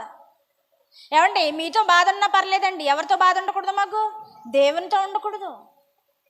దేవుని మాట శక్తి గలటువంటి మాట. ఆ మాటలను తిమోతి నేర్చుకున్నాడండి. బాల్యం నుండి ఏం చేశాడంట? ఉపదేశించారంటండి తల్లిదండ్రులు. ఎటువంటి కష్టం వచ్చినా, నష్టం వచ్చినా, ఎటువంటి ఉపద్రవాలు ఎదురైనా దేవుని యొక్క మాటలను మాత్రం దూరం చేయలేదంట తిమోతికి. అందుకనే గొప్ప సేవకుడయ్యాడండి తిమోతి. కాబట్టి ఇక్కడ సిప్పోరా చేసినటువంటి పని ఏంటో తెలుసండి? ఆమె చేసినటువంటి గొప్ప పని, ఆ వాడిగల రాయి తీసుకుని ఏం చేసిందంట? సున్నతి చేసిందంటండి. అంటే నీ భర్త యొక్క ప్రాణాలను కాపాడాలంటే ఎంత తెగించాలా తల్లి? తెగించాలి. నీ భర్త యొక్క పొరుగును కాపాడాలని అంటే నీ బిడ్డల్ని దేవునిలో పెంచాలి, లేకపోతే నీ భర్త యొక్క పొరుగు పోతుంది తల్లి. ఇదిగో దేవుని యొక్క మాటల్లో, దైవికమైనటువంటి జ్ఞానంలో కనుక మన బిడ్డల్ని మనం పెంచుకోకపోతే, అదిగో సిప్పోరా తన యొక్క భర్త ప్రాణాలను కాపాడడానికి ఎంతైతే తెగించిందో, ఈ రోజు నువ్వు అంత తెగించిన అవసరం లేదు. మనకు సున్నతి కార్యక్రమాలు ఏమీ లేవు. మనం చేయవలసినటువంటి పని ఏంటి అని అంటే, ఇదిగో అది మంచి ఏదో చెడుదో నేర్పిస్తూ ఉండు, దేవుని యొక్క మాటలు మాట్లాడుతూ ఉండు, కుటుంబ ప్రార్థనలు పెడతా ఉండు, దేవునితో సహవాసాన్ని, దేవుని యొక్క బంధాన్ని ఏర్పాటు చేయి. వాళ్ళు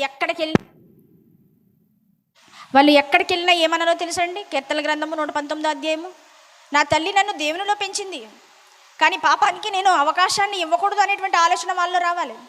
కీర్తనల గ్రంథం 119వ అధ్యాయము 11వ వచనం, నీ ఎదుట నేను పాపం చేయకుండానట్లు నా హృదయంలో నీ వాక్యమును ఉంచుకొని ఉన్నానని భక్తుడు మాట్లాడుతున్నాడు. ఎవరు ఉంచారు వాక్యాన్ని? మాత్రమే ఉంచాలండి. వాళ్ళ మాట మాత్రమే పిల్లలు వింటారు. వారానికి ఒకసారి సండే స్కూల్ టీచర్ చెప్పేటువంటి మాట వాళ్ళ హృదయాన్ని తాకకపోవచ్చు, కానీ ప్రతిరోజు కూడా నువ్వు కుటుంబ ప్రార్థనలో బోధించేటువంటి బోధ ఏదైతే ఉందో ఆ బోధ వాడి యొక్క హృదయాన్ని తాకుతుందండి. అందుకని వాళ్ళు ఎక్కడికి వెళ్ళినా సరే, బైబిల్లో మనకు రేఖాబీయులు ఉంటారండి, తెలుసండి? రేఖాబీలు ఆ వంశస్థులు మాట్లాడేటువంటి మాట ఏంటో తెలుసండి? ఇదిగో రాజు ద్రాక్షారసాన్ని తాగమంటాడండి. తాగమంటే వాళ్ళు ఏమంటారో తెలుసండి? మా పితరులు మాకు బోధించినటువంటిది ఏదో తెలుసా? ద్రాక్షారసాన్ని మేము ముట్టకూడదు. ఒక రాజే చెప్తున్నాడు, పరిపాలించేటువంటి రాజు. అండ్ అంత ఎందుకండి, మన ఇంట్లో ఉన్న వాళ్ళు చెప్తే మనం తాగేస్తామండి. తర్వాత చూసుకుందాంలే, దేవుడు ఆజ్ఞ ఏదైతే ఉందో అది తర్వాత చూసుకుందాం అంటామండి. డాక్టర్ చెప్పింది ఏదైతే ఉన్నదో అవన్నీ తర్వాత మనం పాటిద్దాంలే, ముందు మనం తాగేద్దాం అనుకుంటామండి. కానీ అక్కడ రేఖాబీల వంశస్థులు మనకి ఎలా కనిపిస్తున్నారంటే, వాళ్ళు నీతిగా నిక్కచ్చిగా ఉన్నారండి. వాళ్ళు రాజే వచ్చి చెప్పినా వాళ్ళు ఏం చేయరంటండి? తాగరంట. దేశాన్ని పరిపాలిస్తున్నటువంటి రాజు వచ్చి చెప్పినా కూడా వాళ్ళు ఏం చేయలేదంట? తాగలేదంట. మనకి శద్రకు, మేషకు, అబేద్నెగోలు కనిపిస్తారండి. వాళ్ళు ఎంత ఉన్నతంగా దేవుని కొరకు బ్రతికారండి?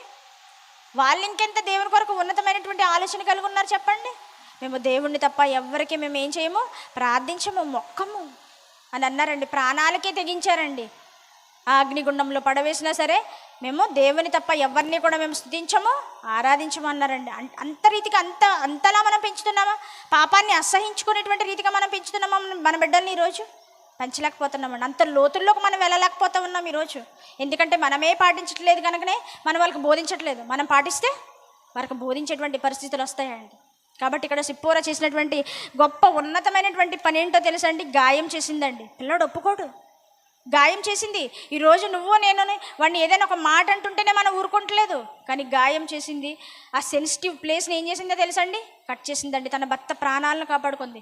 కానీ సిప్పోరా భౌతికమైనటువంటి సున్నతిని చేసిందేమో, కానీ ఈరోజు నువ్వు నేను చేయవలసింది ఏంటో తెలిసి కొలస్సీలు రాసిన పత్రిక 2వ అధ్యాయము 11వ వచనం చూడండి. కొలస్సీలు రాసిన పత్రిక 2వ అధ్యాయము 11వ వచనం, మీరును క్రీస్తు సున్నతి యందు శరీరేచ్ఛలతో కూడిన స్వభావమును విసర్జించి ఆయన యందు చేతులతో చేయబడిన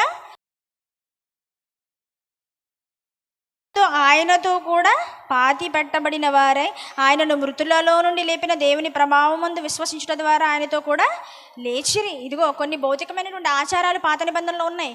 కొత్త నిబంధనకు వచ్చేటప్పటికి మనం చేయవలసినటువంటి సున్నతి ఏదైతే ఉందో అదేంటో తెలుసండి? యేసుక్రీస్తు ద్వారా మన హృదయాల్లో సున్నతి జరగాలి. యేసుక్రీస్తు వారి ద్వారా మన హృదయాల్లో మనకు సున్నతి జరిగి మన పిల్లలకు కూడా మనం ఏం బోధించాలి చెప్పండి? యేసుక్రీస్తు గూర్చినటువంటి బోధన మనము బోధించాలి. అలా తన యొక్క బాధ్యతను మర్చిపోక తన భర్తను కాపాడుకుంది. ఈరోజు నువ్వు నేను చేయవలసింది ఏంటో తెలుసండి? భర్తలు సంపాదించడానికి వాళ్ళు వేరే ప్రాంతాలు వెళ్తూ ఉంటారు, బిడ్డలు మీ దగ్గరే ఉంటారు.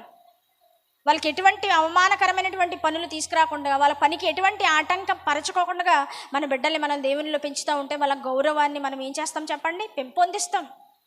ఒక తండ్రికి ఉండవలసినటువంటి ఆ యొక్క లక్షణాలు, గొప్ప నాయకత్వపు లక్షణాలు కలిగినటువంటి ఇత్రో తన బిడ్డని పెంచినటువంటి రీతిని చూసారండి. తన యొక్క భర్త ప్రాణాలని కాపాడుకుంటానికి తెగించిందండి.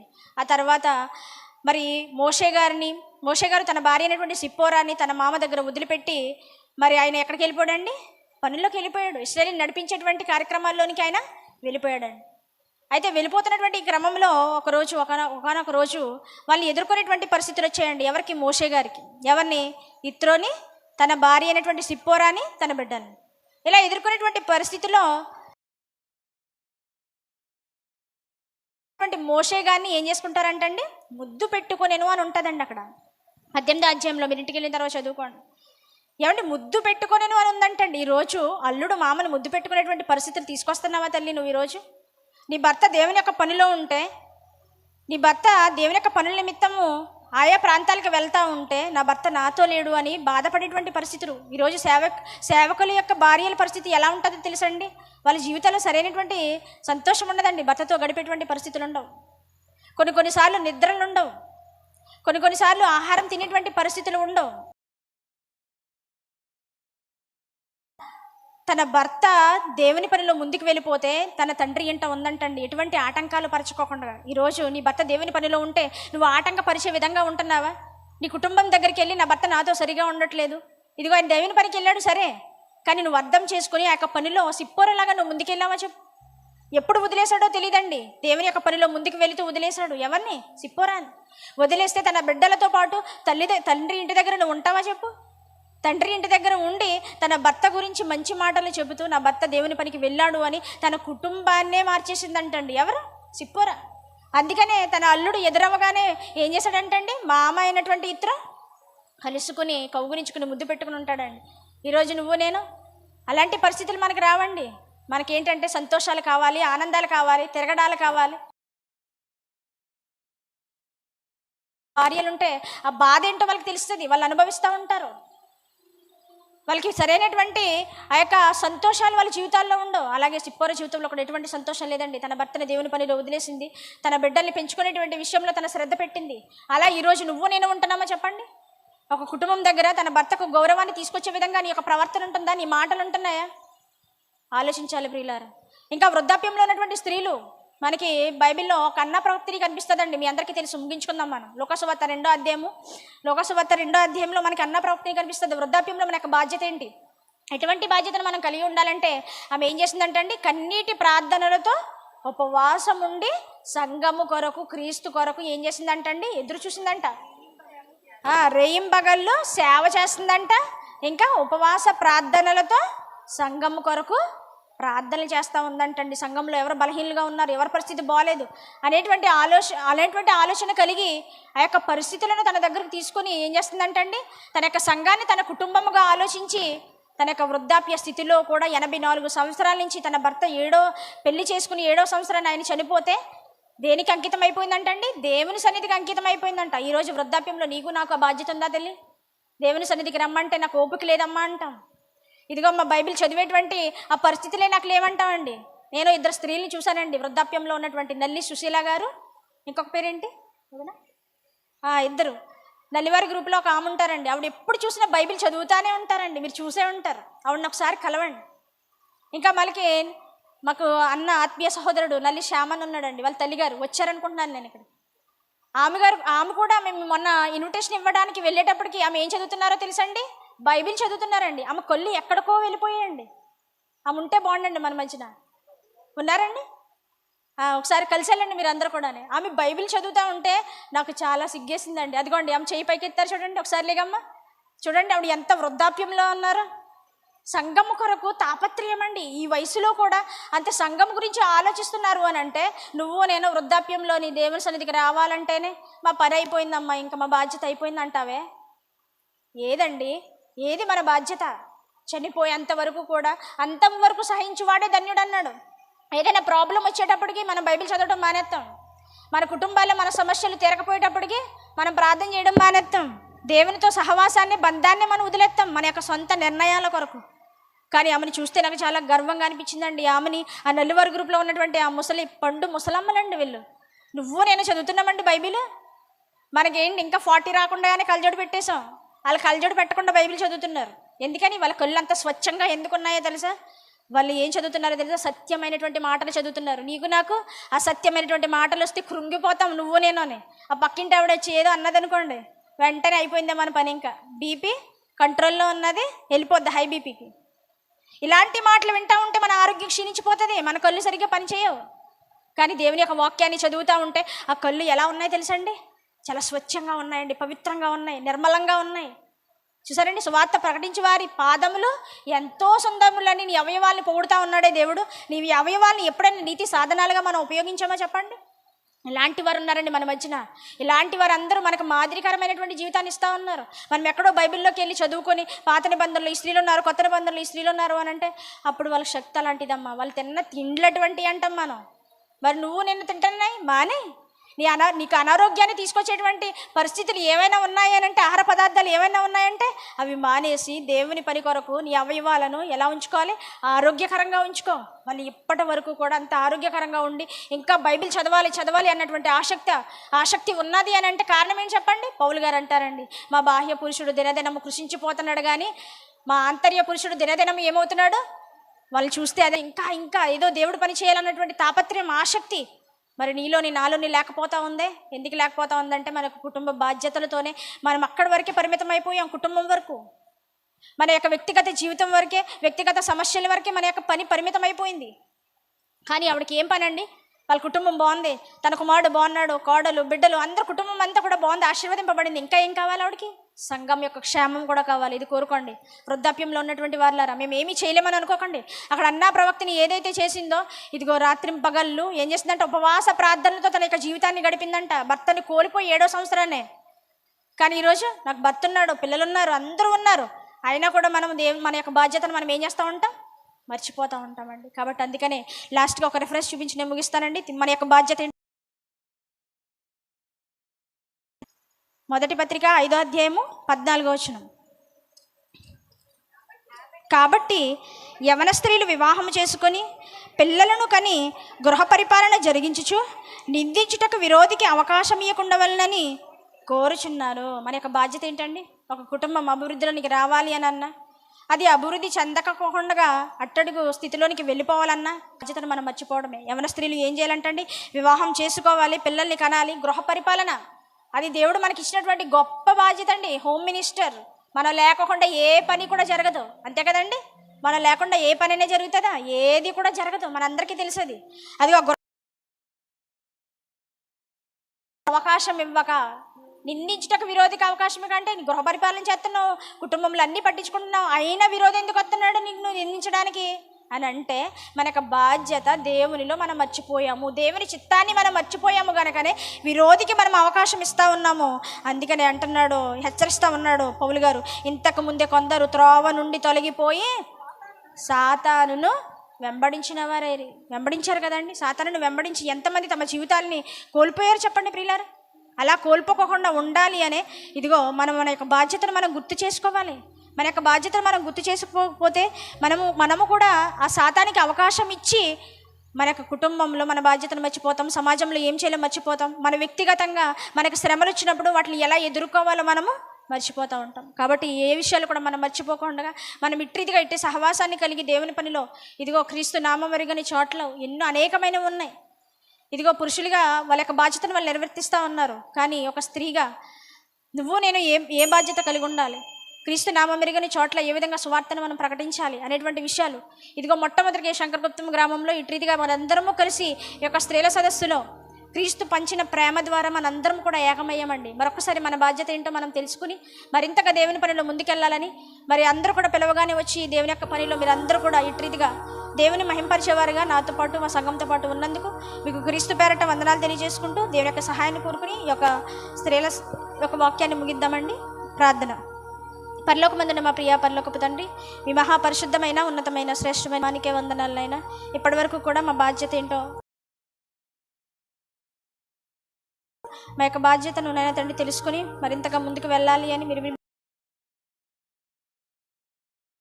తండ్రి వాటిని మర్చిపోయే వారంగా ఉండకోకుండా వాటిని నెరవేర్చే వారంగా మేమందరం ఉండాలని తండ్రి మిమ్మల్ని కోరుకుంటూ ఇట్టి సహవాసము ఇట్టి ప్రేమ నరే తండ్రి మరొకసారి మేమందరం ఇటు రీతిగా కలిసి మీ యొక్క మాటలను నేర్చుకుని పంచుకునే వారంగా ఉండాలని నరే తండ్రి అటు రీతిగా మమ్మల్ని అందరినీ కూడా ఆశీర్వదించి మీరు పంపిస్తారని మిమ్మల్ని బ్రతిమలాడుకుంటూ తండ్రి ఇదిగో వృద్ధాప్యంలో వారు ఉన్నారు తండ్రి, యవన స్త్రీలు ఉన్నారు, సండే స్కూల్ పిల్లలు ఉన్నారు, ఆయా ప్రాంతాల నుంచి నరే తండ్రి ఎంతో కష్టపడి ఇక్కడికి వచ్చిన వారు ఉన్నారు. వాళ్ళ సమయాన్ని ఇచ్చారు తండ్రి. వాళ్ళకి సమయానికి ఇచ్చినటువంటి వారికి తగిన ప్రతిఫలాన్ని అట్టి ఆశీర్వాదాన్ని మా కుటుంబాలకు మీరు దయచేస్తారని మీ కుమారుడు మా రక్షకుడైన యేసుక్రీస్తు వారి పేరటి ప్రార్థన అడుగుచున్నాము ప్రియా పరలోకపు తండ్రి, ఆమేన్. అందరికీ వందనాలండి.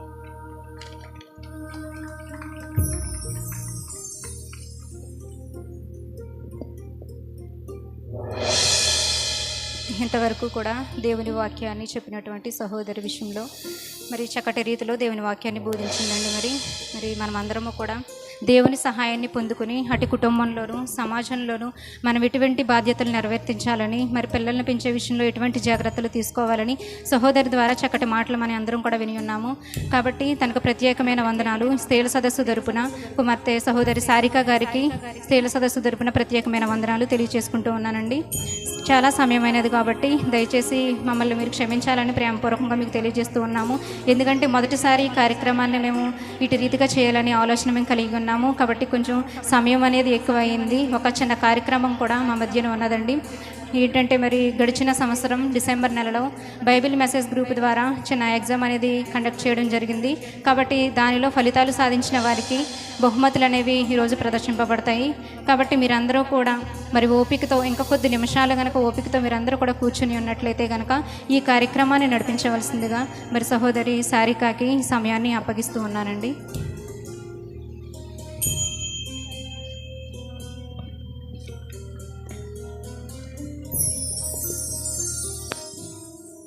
మరొకసారి మీ అందరికీ కూడా క్రీస్తు పేరున వందనాలండి.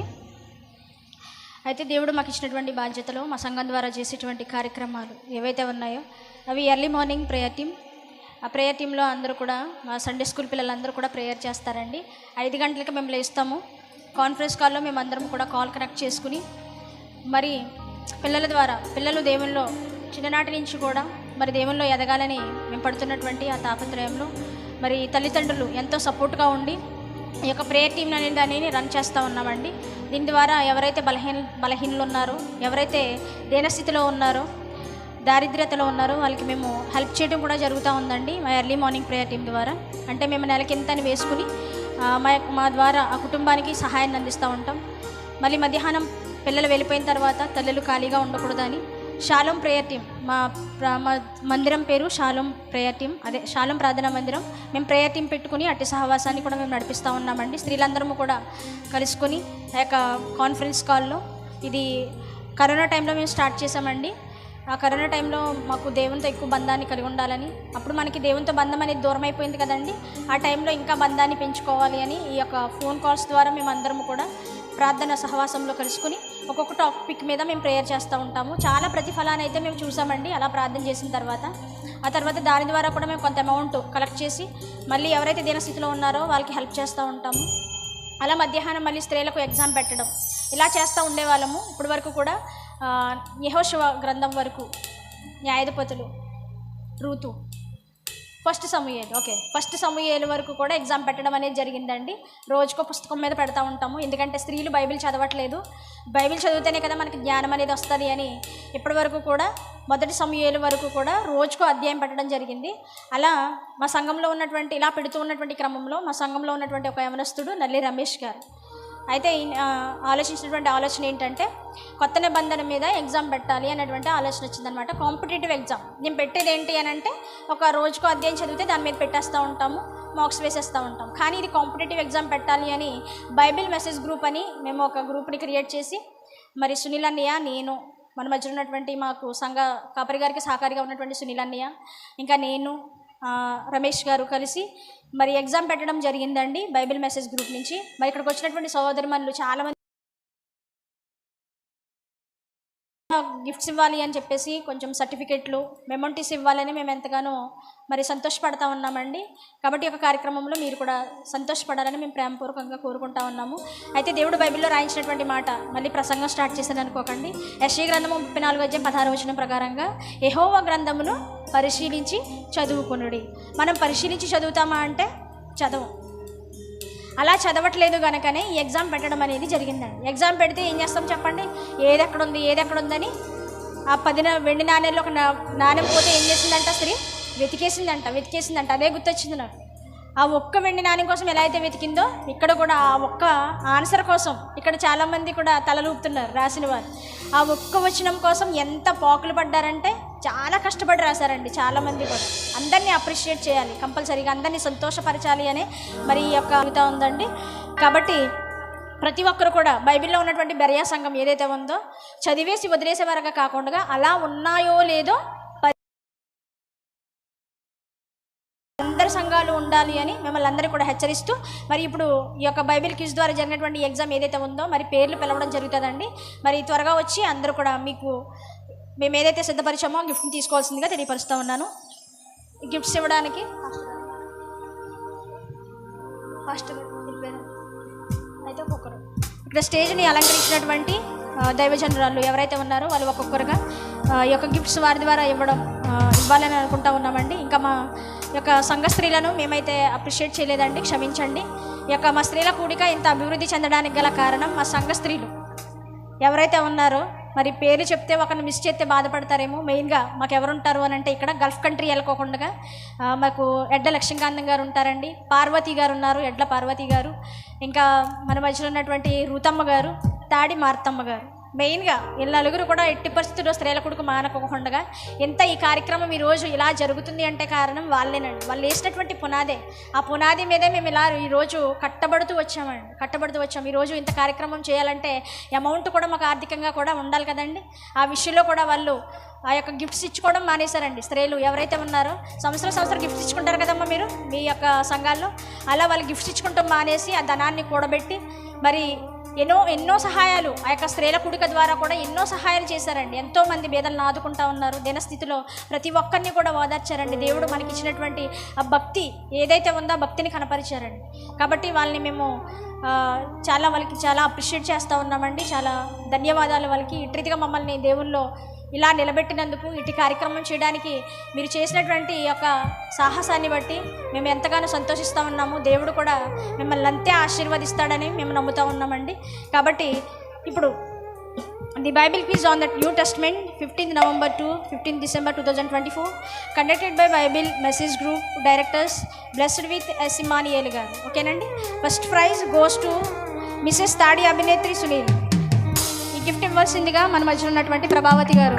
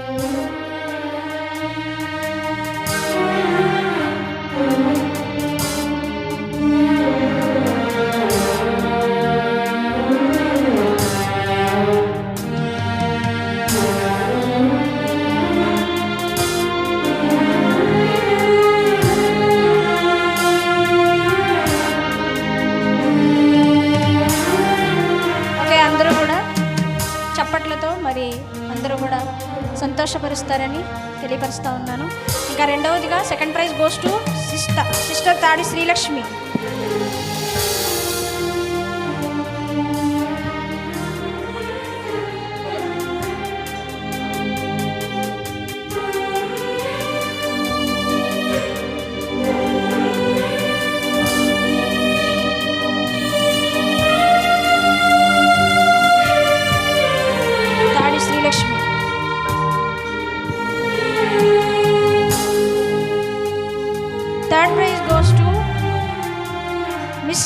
వినీత సురేష్. మరి వదిన లేరండి, వదిన బెహరాన్ నుంచి ఎగ్జామ్ రాయడం జరిగింది. మరి మన మధ్యలో ఉన్న సురేష్ అన్నయ్య. Rapaka Vineetha goes to Miss Tadi Marthamma Narasimhamurthy.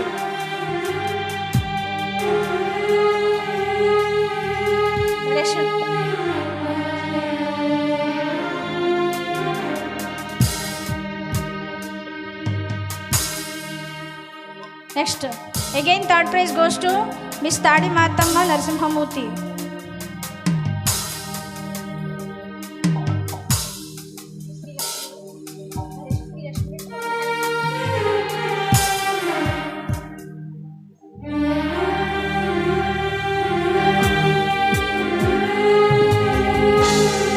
Next best prize goes to Miss K Pramila Vinod.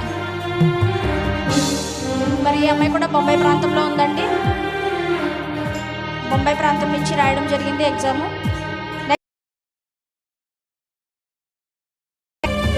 Miss ఆశాజ్యోతి Satish.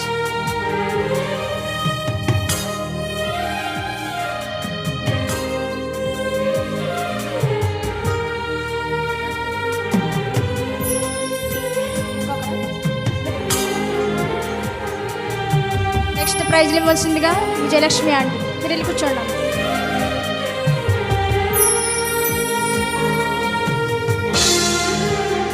Next best prize goes to miss జొన్నల ఆశాజ్యోతి సతీష్.